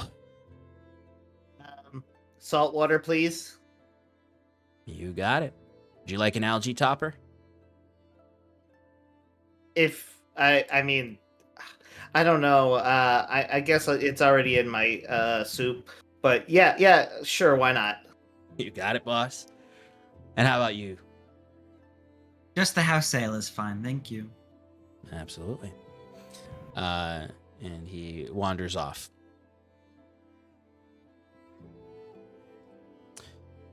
But it is comfortable in here. It's not wet, even though the ground is wet once you're in your seats and sort of away from it, closer to the fire. It's a little cozier than in that kind of main thoroughfare when you first walk in, where there's a lot of traffic. There's a very quiet bard playing just a very soothing melody. It's not a raucous party in here. It is just meant to be relaxed. For travelers particularly. And everyone in here you either recognize from the caravan or they seem to be travelers. Like they have a lot of gear, they look like they've been on the road, they look tired, they don't look like residents necessarily. Other than a few of the people on the outskirts, like the drow and the Axelborn.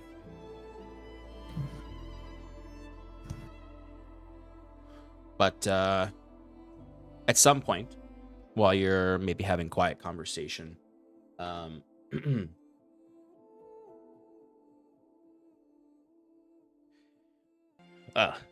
like in the middle of your conversation, there's just sort of this wet sound as someone is walking over to your table, and then you just see this hand kind of slaps the table and leaves a slick mark on behind it. As you can see, this old Axelborn that waved at you is standing there.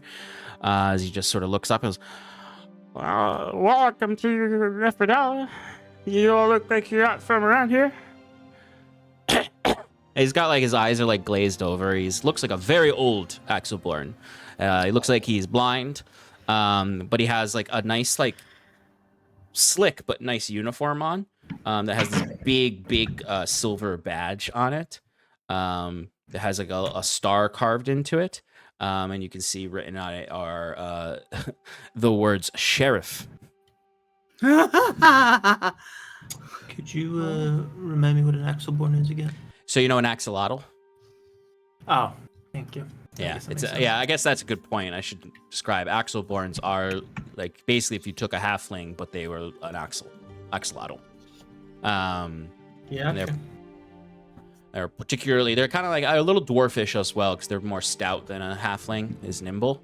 But they have a particular way of talking that is a little goofy, but they are very serious people. Well, I'd just like to say, on behalf of Nefradala, as the sheriff for the last 30 years, welcome. And if you need any directions around town, you can let me know. Oh. He's too old. He can't pop his lips. He keeps making this popping gesture, and it just nothing comes out. Oh. Well, thank you for the warm welcome. We're just passing through for the evening, but it's lovely establishment.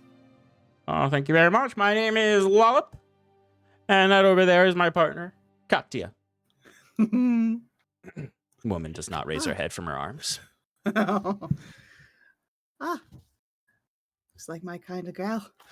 I should clarify, my partner as sheriffs of the town, not my partner. No judgments either way. No judgment either way. Anyway, enjoy your meals. And if you want any advice on the town, I would, before I go, at least suggest possibly stopping by the Mud House. There's a particular beverage there that will blow your minds. Oh. But have a lovely evening and welcome to Nefradala, caravanners. Sir Lala, Mr. Sheriff, sir,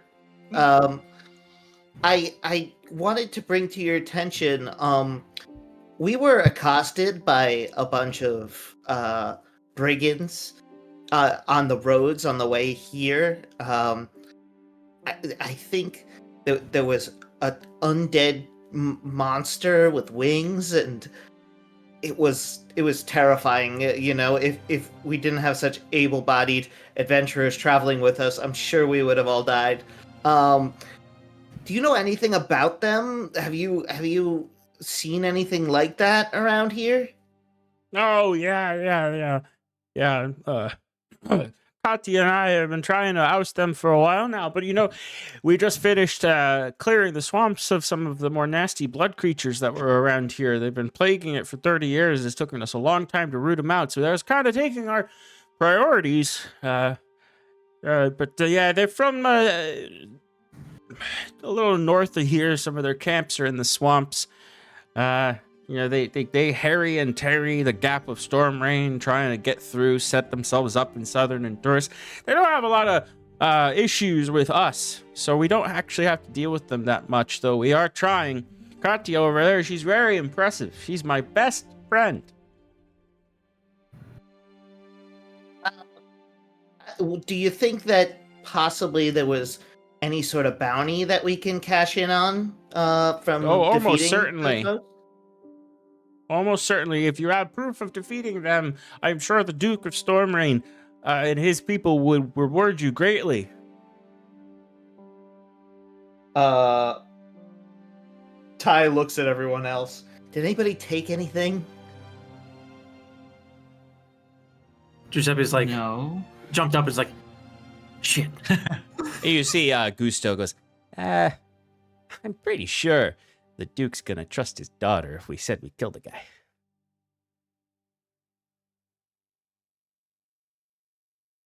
Right, Clara? Yeah, no, definitely. But I don't know that we need that bounty, she says, looking between everyone. Well, Like you yours. may not, but the rest of us, I mean, Well- we don't live lavish lives like you do. I'm just trying to seize an opportunity. You know, if it's not in the sheriff's purview to cash out these sorts of things, then we don't really need to escalate. Remember that. If, Go ahead. if you all really need it, I'm sure we can. But I mean, No. my father is the Duke of Honduras, and I guess it's my older brother that technically holds Storm Reign at the moment. I'm looking for I'm his so name. sorry that I was not more cordial. Oh no! My friends, don't worry about it. And you know, she's still got the old cloak around her, and maybe we shouldn't let that information out so freely, given concerns some folks have had. And Gusteau makes or sucks in some air face. No, your secret is safe with the sheriff of Nefradala. I'm sure it is. But while we're not we are part of Farathris, and Farathris is part of the Gwen Valyria Court. We are not part of the Duchy of Honduras and can't pay out any of their bounties. Also, Ty, do you remember the conversation we very recently had about looking for trouble?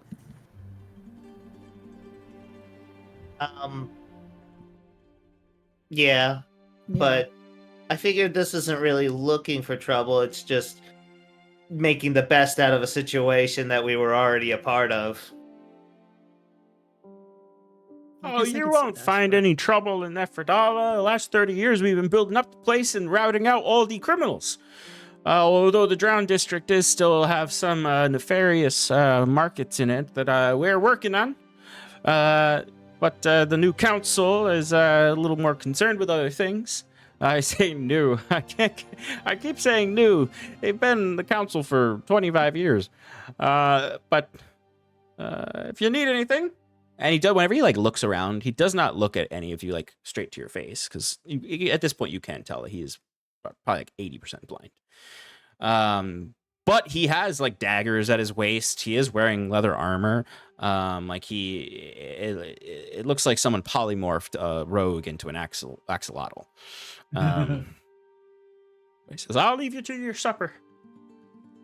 One last question. Have you ever heard of the name Saskia before? Saskia? Nope. Not a very Farathrian name. Sounds like No a worries. Tressian name, really. Could be. Who Actually, knows? more Oxlandish, actually, really. Anyway, enjoy yourself. Thank you, Sheriff. See you around. Finally gets a See you pop around. off as he waddles away, slick as ever. See you Despite around. his Kurt. old Pop age. off, queen. Ty, why did you ask him if he'd ever heard my name? I don't know. I mean, your past has some. I mean, we're only a few days away from, where we're our goal. Maybe the surrounding towns might have heard of you. Maybe there are people looking for you.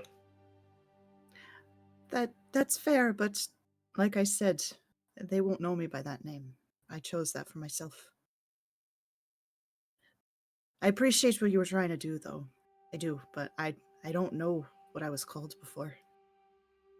That'd be nice to find out as well, but I don't know. I guess we'll just have to wait and see if anyone recognizes me.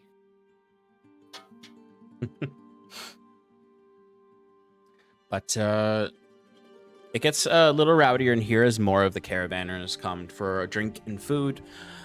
But for the most part, despite how wet it is, Nefradala is a fairly peaceful place. The sheriffs are doing their job, so to speak. Despite one being a drunkard and the other one was a criminal before. There are a few people who do wander around at least 4 times while you're sitting in this bar. Somebody comes up to you and asks you if you're going on a pilgrimage through the fields of glass and need a guide.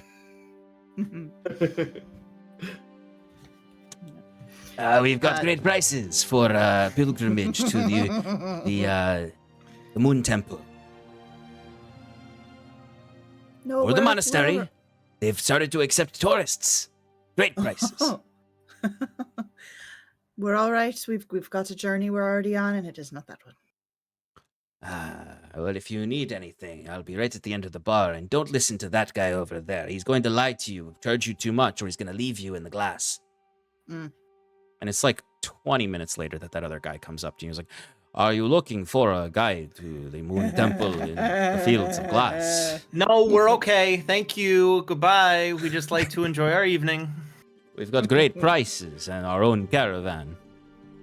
I feel like We're we're already celebrities party here. Everybody wants to talk to us. I don't know if they want to talk to us. They all want to sell us something, Tygon. Before the night is done, though, and we turn in, I would like to go try the mud wine at the mud house. Certainly. As you're like leaving, like that bugbear who was the last guy who offered you guidance is, I also sell these ruby necklaces that will protect you from glassworms if you're interested. Very good price, only 5 silver. It's okay. We're not going there. Thank you. All You set. never know where you might end up in Farathris. And he's like keeps talking as you all like split up to go to your respective rooms, as he then spots another caravanning group who takes your table and goes over and immediately like, are you looking for a guide through the fields of glass? Does anybody want to come with me for a drink? This what did he describe it as? What did he describe it as? He I said it can't would blow your remember. Changes mind. our life. Yes, the one that's apparently about to blow your mind. Does anybody want in? I'm already very drink- drunk and I can't The wait. drink sounded freaking disgusting, but anything to get me the hell out of this freaking nightmare. Let's go. Let's go. Can't say no to a good time. Excellent. Ty? I suppose if everyone's going, Great. You don't have to drink if you don't want to, but I want to try it. I mean, these like the landlubber drinks around here, you know, they don't usually affect me the same way, but I guess we'll see. All right. Away.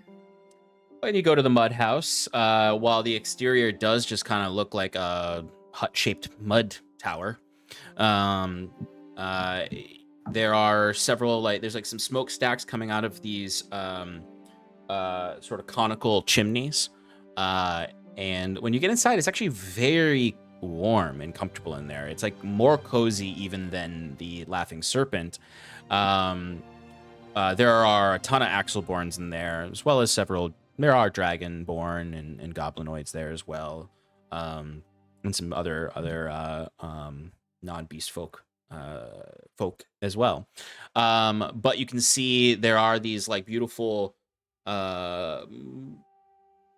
like hand art all over the place. You know, it's almost like an ancient human cave in the real world, where you can see like these ancient paintings of like oryx and other things, saber-toothed tigers, except these are all displaying these like draconic figures that all come to like sort of a beautiful mosaic that's on the ceiling, surrounded by sort of these floating little like magical looking blue lights.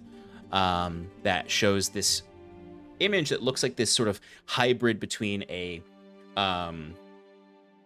sort of a cloud elemental and a dragon, sort of almost like you're gazing at the clouds and you see a cloud that is shaped like a dragon, that sparkles because there are these shiny gems that have sort of been used to create this, and they're like basically just shoved into the mud and baked into it. You're basically in a giant ceramic pot of a bar.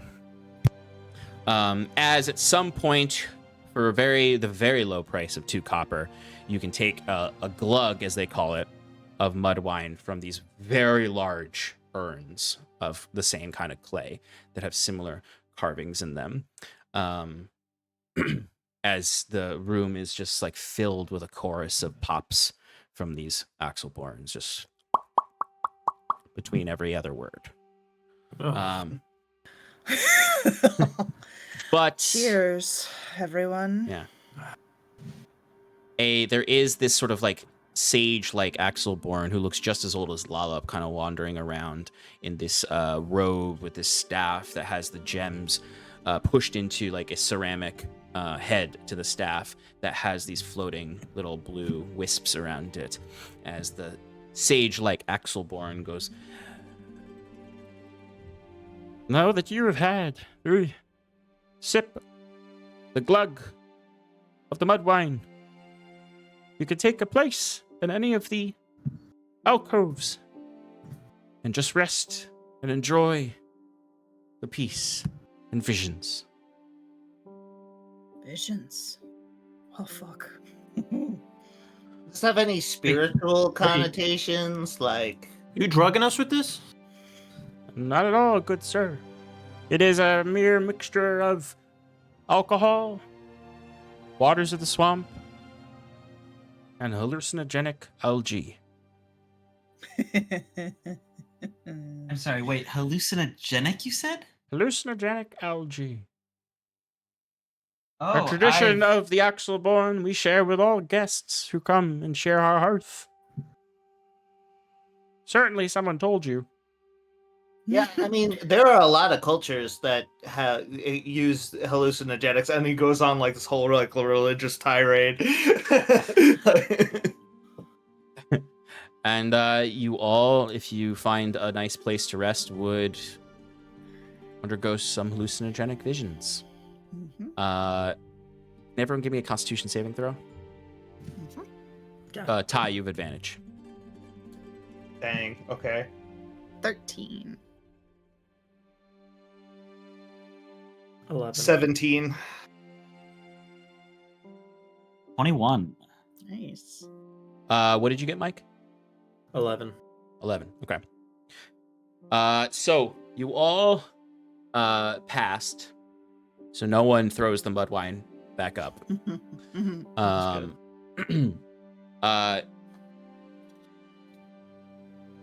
What I would like you all to describe something that would bring your character great peace in their life.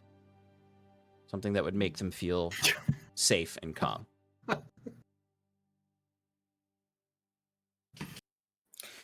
I would be on a ship at sea with all my friends. Iron Man. Not you guys. Not you guys. Fuck you guys. Maybe Ty. Maybe Ty can come. It's gonna be awkward when all these characters join us in the main campaign. Wow, okay.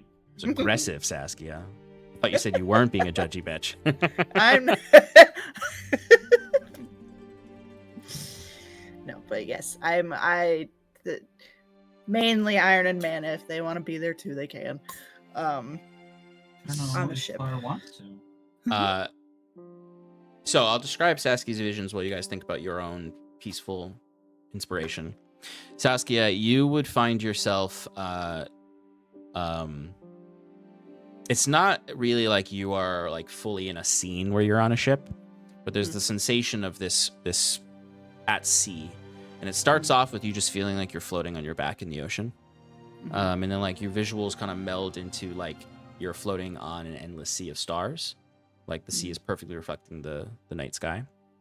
As you would like picture an aurora above you that then shifts into, and you can see those little blue wisps kind of come in and fill in some of the light of it, forms into a ship where you can like hear the sounds of all of your friends. You can hear Jacquette mocking you at first, that then sort of flows into one of his more genuine moments of recognizing in his own way that you mean something to him. And Septimus tinkering with Bruce on an interesting device that sort of turns into this spectral set of fireworks over this vague scene with Fearn there kind of like sitting next to you. Like he's kind of like, Fearn's always like in the moment with you, and in this moment he is sort of like, it's less that Fearn is like doing the vision like the others, and he's more like, wow, look at the visions, Saskia. Like next to you, like sort of like enjoying it with you. Yeah. as it all kind of like is just filled with this warm feeling in your chest. As you would also like towards the end of it, though, you would also hear the voices of this new group with you, sort of this sense of tomorrow and new beginnings. Every now and then there's a pang of pain in your chest of when you like fall out of this for a moment, and maybe a little bit of fear comes over you as you think about the journey you're on now. And occasionally those words come from the voice of Ro of, are you prepared for disappointment? Until it all kind of calms you to the moment where you naturally fall asleep.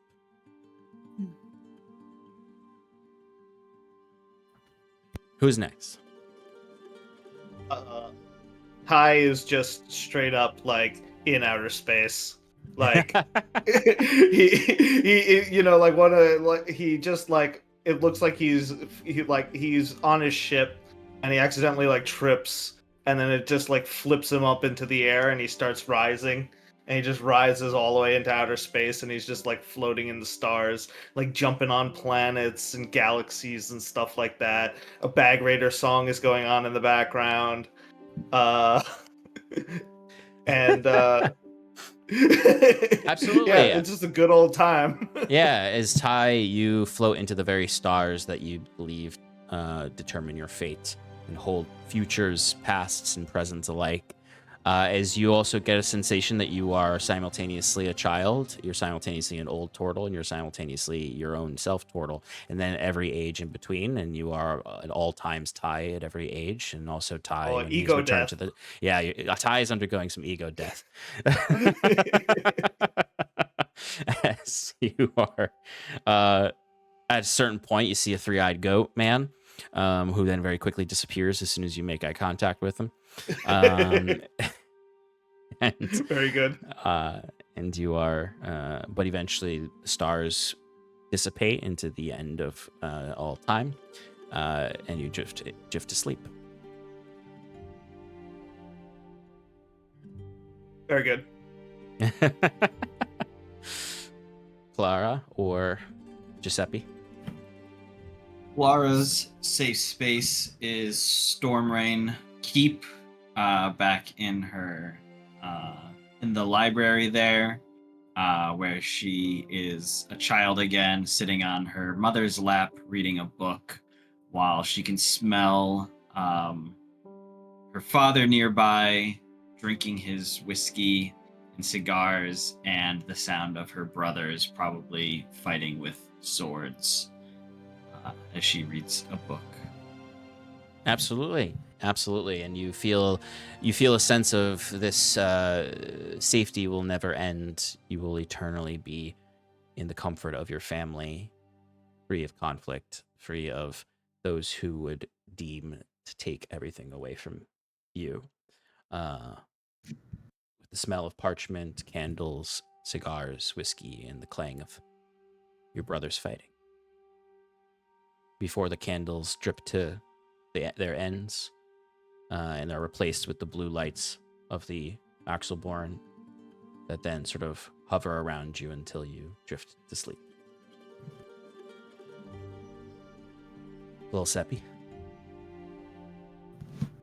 Seppi's imagining that he's in a nice villa, seaside or waterside, lounging in a chair, being fed grapes by some servant as he's next to Gusteau, just resting on the laurels of wealth he's accumulated.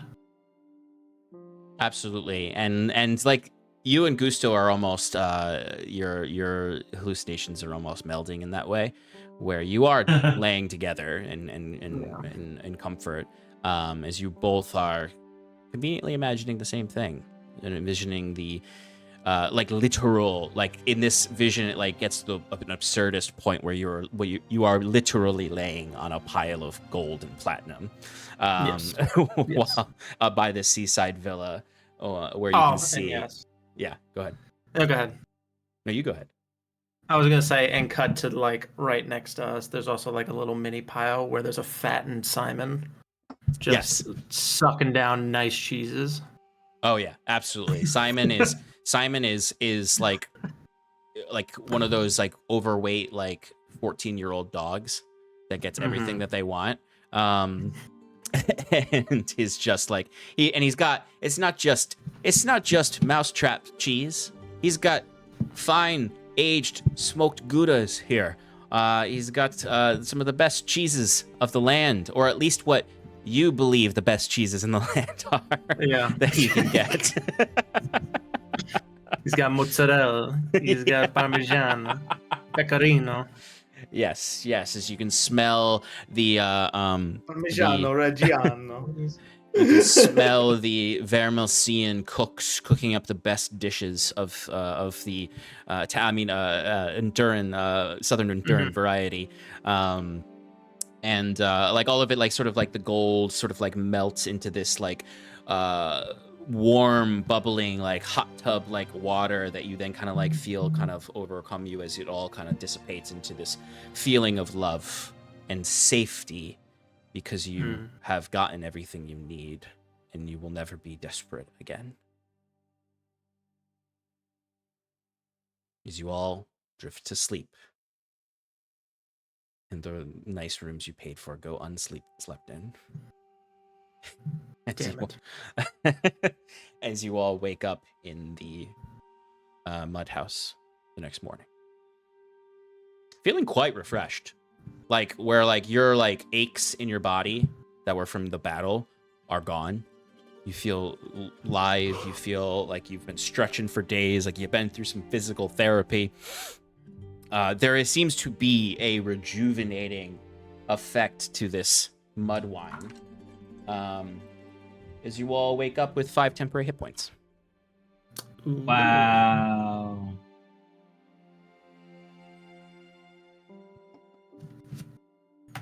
Well, I feel like a good person. Anybody else? Yeah, I hate to admit it, but that was a great night's sleep. Oh, I mean, I still feel like Clara, but yes, I'm reinvigorated. It was quite an enlightening experience. It's always the feeling of non-axolotl-borns or people who are new to Mudwine is always a little dissonant, because you feel this relief, you feel literal relief in your body, and you enjoyed a very pleasant evening, but you do wake up in a mud house. Where it's the fires are out. It is still warm, but there's also just like about 24 Axelborns just sleeping all on the floor around you. All right, yeah. Saskia, none. We overstayed our welcome for sure. Ugh. Yeah, I wonder if I hope we didn't inconvenience the turtle innkeep. Put in all that effort for us to buy those fancy rooms and then see that they're empty with all that demand. I hope she filled them. No, we paid for those rooms, okay? If she put anybody else in them, I want my money back. It's a small business. They got to do what they can. They might not see a caravan as big as ours for a long time. Yeah, but I'm not running a nonprofit here. I have to say I agree with Giuseppe on this one. We paid for those rooms. It would only be fair that they were left open for us. But that's neither here nor there. We have an early day to get to. Shall we get to the carriage? Let's say thank you to the proprietor of the mud house on the way back if they're awake. Oh yeah, the sage like Axelborn, who is the proprietor, has been like just honestly like wandering through and just like occasionally holding their lantern like staff over somebody just to like check on them. And I get some mud wine to go. You can get yourself a whole urn for 5 silver. It's going into the bag. I want to share it with my friends back home.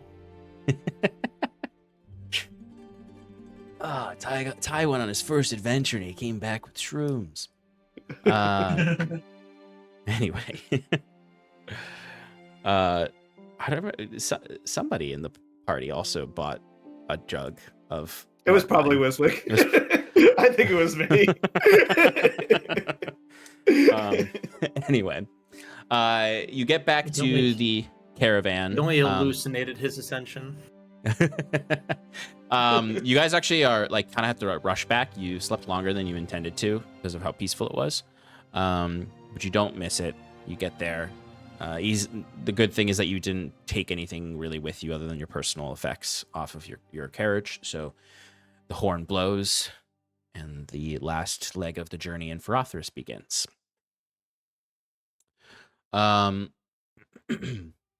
Now we're going to flash forward a little bit, as those 2 days of travel are very calm. The cultists and loyalists are likely still licking their wounds and a little afraid of approaching the That's right. caravan. Damn straight. There might be some whispers of a witch that rides along in the caravan. But first day is very calm, although it is just as frigid as the previous day, and there are a few times again where you have to stop, get your stuff unstuck, and all of that. But on your last day through Ferothris, the ground gets more solid. The roads get more maintained, and you start to see other settlements that are besides just a lone town, that start to have the you start to see villas in the distance, and the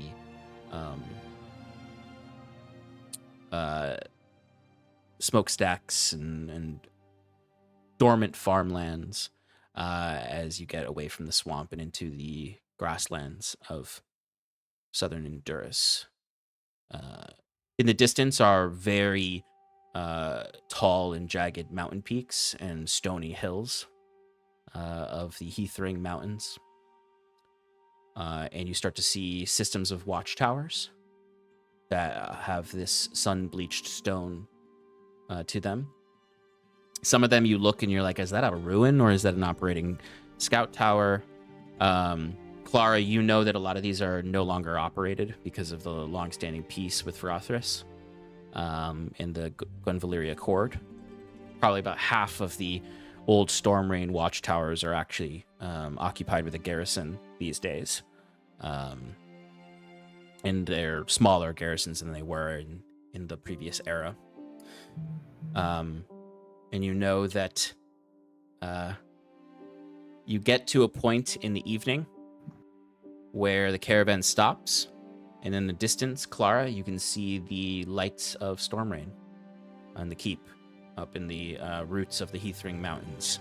As on the morning, you will enter into Honduras proper through the Gap of Stormrain, where you will stop at the exterior of Stormrain, lower on the mountains, not near the keep, where you would where the caravan would stop, and you would have to take your own path north along the banks of the Syrin River that passes through this area. And we'll cut right to that. Stormrain is a tiered city that has been built around what was really just a keep originally, where the Stormrain family has long held the garrison that watches the Gap of Stormrain to protect the fine people of the once Quintarchy and now Duchy of Honduras from raiders from the south, although now you think those raiders are just Axelborns from Nefradala, and it's much less dangerous than it once was. These days, though, despite most of these garrisons not being watched, they do still have quite heavy security in Stormrain, given the encampments of raiders. And the Gap itself is well occupied. But it is a bustling town of traders and wanderers from the Fields of Glass and Ferothris, all entering through the gates that lead into the northern nations of Gwenvalir. Clara, you would see high up this tiered city, towards the top is Castle Stormrain, piercing through with its large watchtower and bonfires on its walls, knowing that your father, well, not your father, your brother, is up there. But Estro goes around. We've arrived. The caravan stops here, and you'll be traveling on your own if your destination is not Storm Rain City. I myself will have my own route. And like I said when we started this journey, you can purchase your cart and horses, or you can leave them behind. If you're traveling northward, you can always go by the roads, but there are also the ferries and various ships, well, boats really. Yes, boats that are traveling up the Cern River and through the tributaries up into northern Quintaki. Well, not, sorry, no longer the Quintaki. Give me a second while I remember what I called the new place. That once was the Quintaki. The Kingdom of Trinwald in the north. I thank you for joining us, and I thank you even further for protecting the caravan in that most dire circumstance. Thank you very much for providing the passage. Of We had a course. lovely journey, did we not? Looking around at everyone. Aside from almost Yep. getting killed, yeah, it was some sunshine. All right. Well, you didn't have to.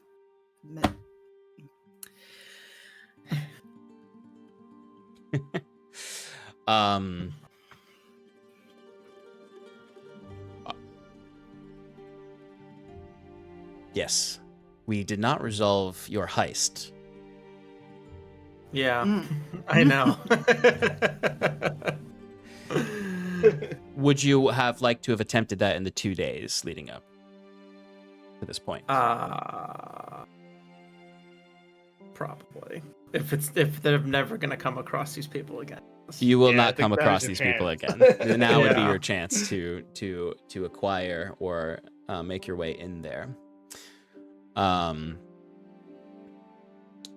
Which we can say, I mean, you missed your opportunity to do it in the night in Nefradala because you got high instead.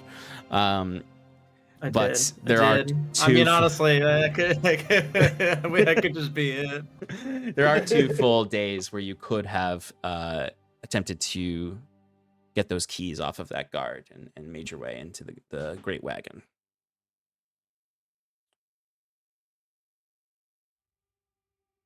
We can I guess No, actually I think are you sure? it might just be a lost cause. Yeah, Okay. because Michael can't think of a way to swipe the keys and then also get past all the guards without just sneaking. We could always just do a quick skill challenge to see if you succeed. Or if You I go don't at the know. night when they're all sleeping, you know? Yeah, there's plenty of I feel opportunities. they watch well. They do, but you're also a rogue. It's true. And you have Gusteau to help you with your how about this? You could ask Ty to Okay, how about cast this? How about guidance this? on you. How about this? Mm-hmm. How about this? How about this? How about this? Mm-hmm. Oh, Skill challenge to just try to swipe the keys. See if you're successful there, and if so, we'll see what happens. I guess. Yes. All right. I guess that is what Okay.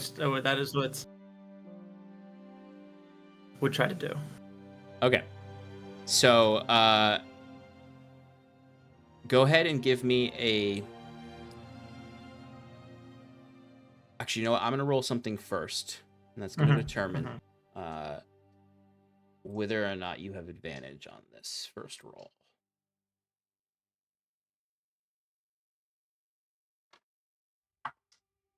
Ooh. Gusteau rolled quite well on distracting the Goose. guards. That a goose. Gusteau makes a bit of a show. He gives you guys play a classic one. A classic drunkard and the Good Samaritan.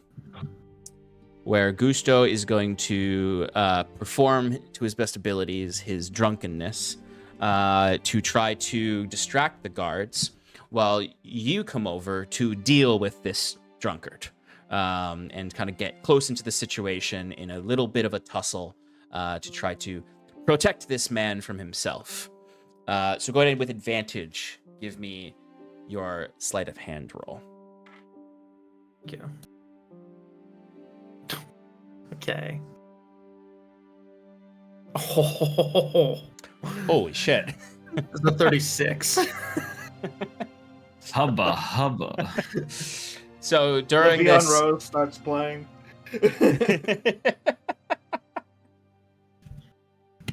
I love it.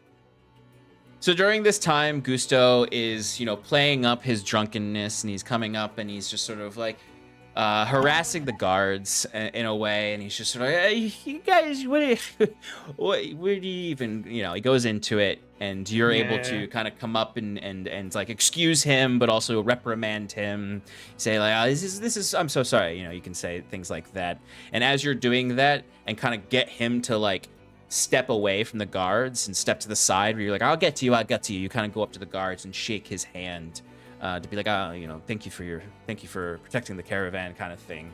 And in that moment, you kind of like pull them close and to just like put a hand on the shoulder, and then it slips down, and you're able to, with 2 swift movements, open the pouch and swipe the keys and drop them down your sleeve. Okay.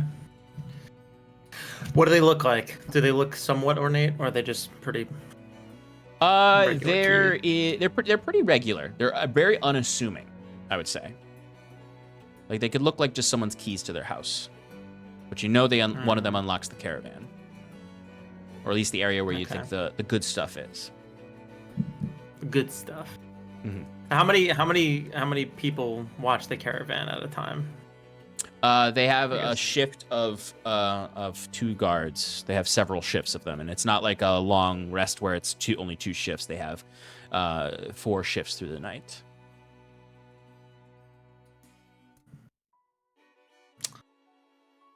Is 2 watching at the same time? One is kind of doing more of a patrol, while the other one is kind of hanging out by the entrance to the cart, the wagon. Mm-hmm. Mm-hmm. There's like a window, I would say. Well, give me a perception check. Oh yeah, give me a perception check. 8. Okay. So you're having trouble finding the right window, so you may have to just rely on your stealth as opposed to a clear-cut way of getting in and out, where there's like a window where there's both of them are super distant from each other, or one of them is pulled away, unless you have another means of distracting or finding an opening.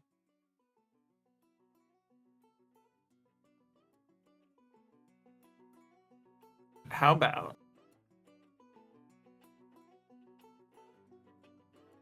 I also have a oh wait, no, never mind, can't do that.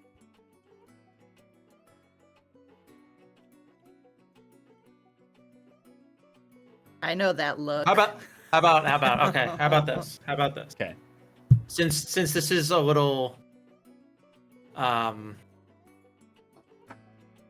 we just skill checked, and I just did that. I don't have a full plan.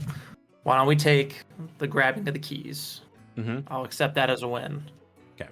We can go back and fast forward to Yeah. where I think that's fair. On what's his name? Or not Astro. Estro's Astro? wagon. Estro. He was saying goodbye. Where he's saying goodbye. Yeah, where he's saying goodbye to all of us. Okay. And if you would allow, scratch me being snarky. Absolutely. We this is a bit of a retcon, so yeah, we can change that. When he says, "I hope you had a nice trip," like, we're just happy to help.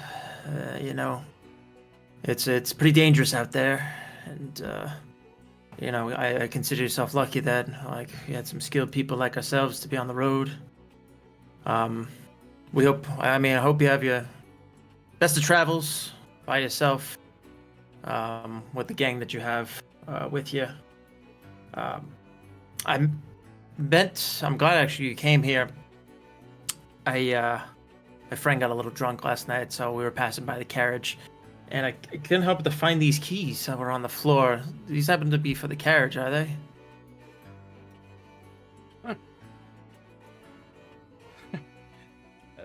Yes, they are. I didn't want to say anything at the time. I was I wanted to get out of there. I was embarrassed because my friend was acting like a complete freaking fool of himself. But I was gonna come look for you today. So consider yourself lucky it got into the right person's hands. Oh, well. Full of surprises, your adventuring group. Give me a deception check with advantage.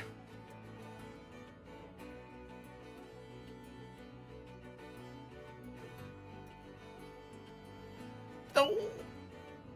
There's Septimus. It was a 10.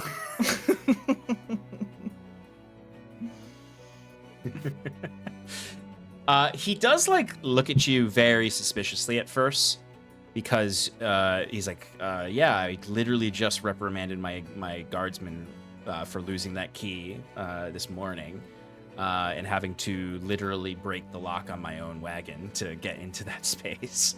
But then he thinks, but I did have to break the lock and everything was in there. So he looks at you and says, okay. Well, I'm glad the fate smiled upon me, just as it did when it saw fit for you to join my caravan. He kind of goes back into character after being in this, down moment of being like, did this motherfucker grift me?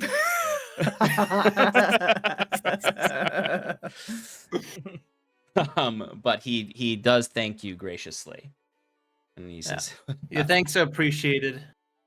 But I mean, I hate to ask it because, if there's some sort of just little reward you can maybe give, because just traveling. I had a compliment on my lips for Giuseppe, and it's gone. give me a persuasion roll with disadvantage. Yeah. Watch, you're gonna roll two nat 20s. It's okay. Come on. Yes. Okay, I'll take it. 15, baby. Okay. All right.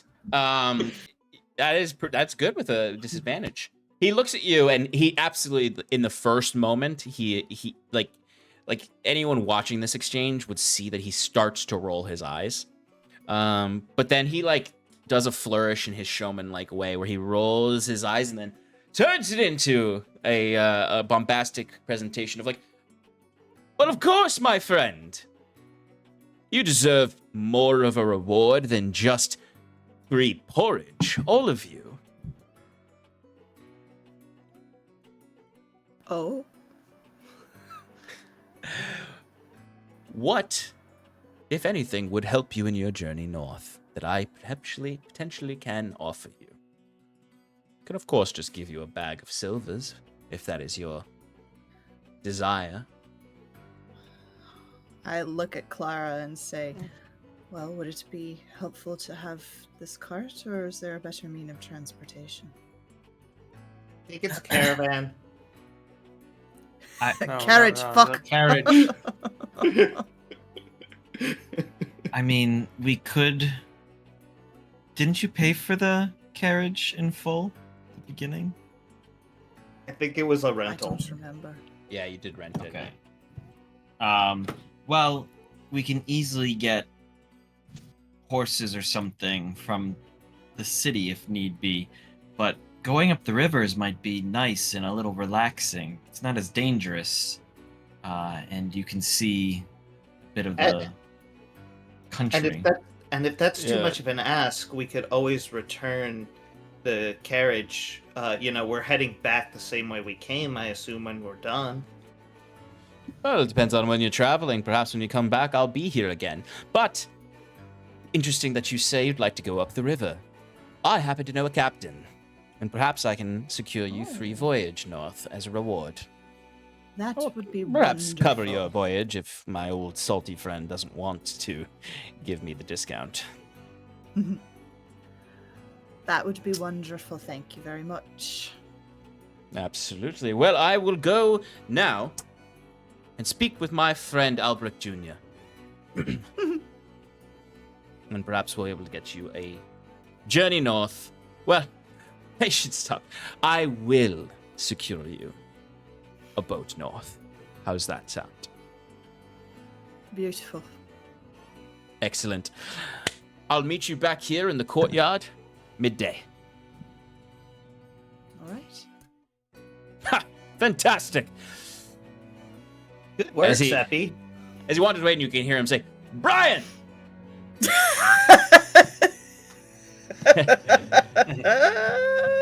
That dirty homeless man saved you today.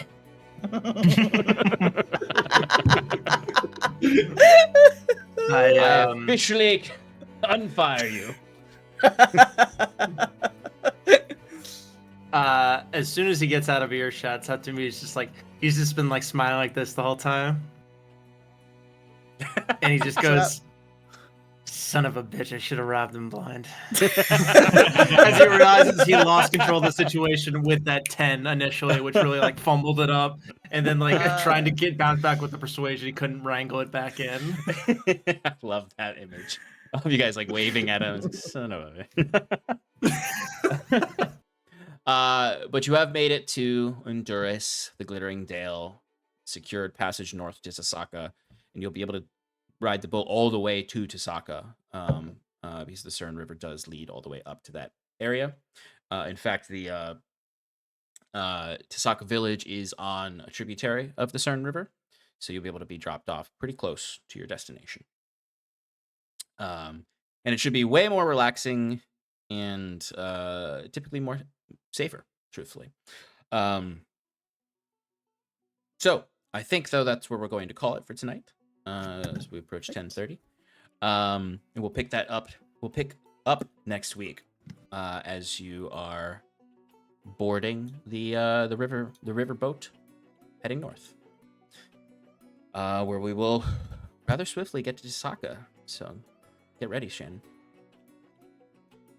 I'm so To excited. learn who you are. Ah, it's gonna be great. All right, folks. So that is where we're going to end tonight. Thank you for joining us wherever you are in the world. We hope to see you next time in Paradise. Good night and goodbye. Night. If you're watching the vlog, when we get them up. All right.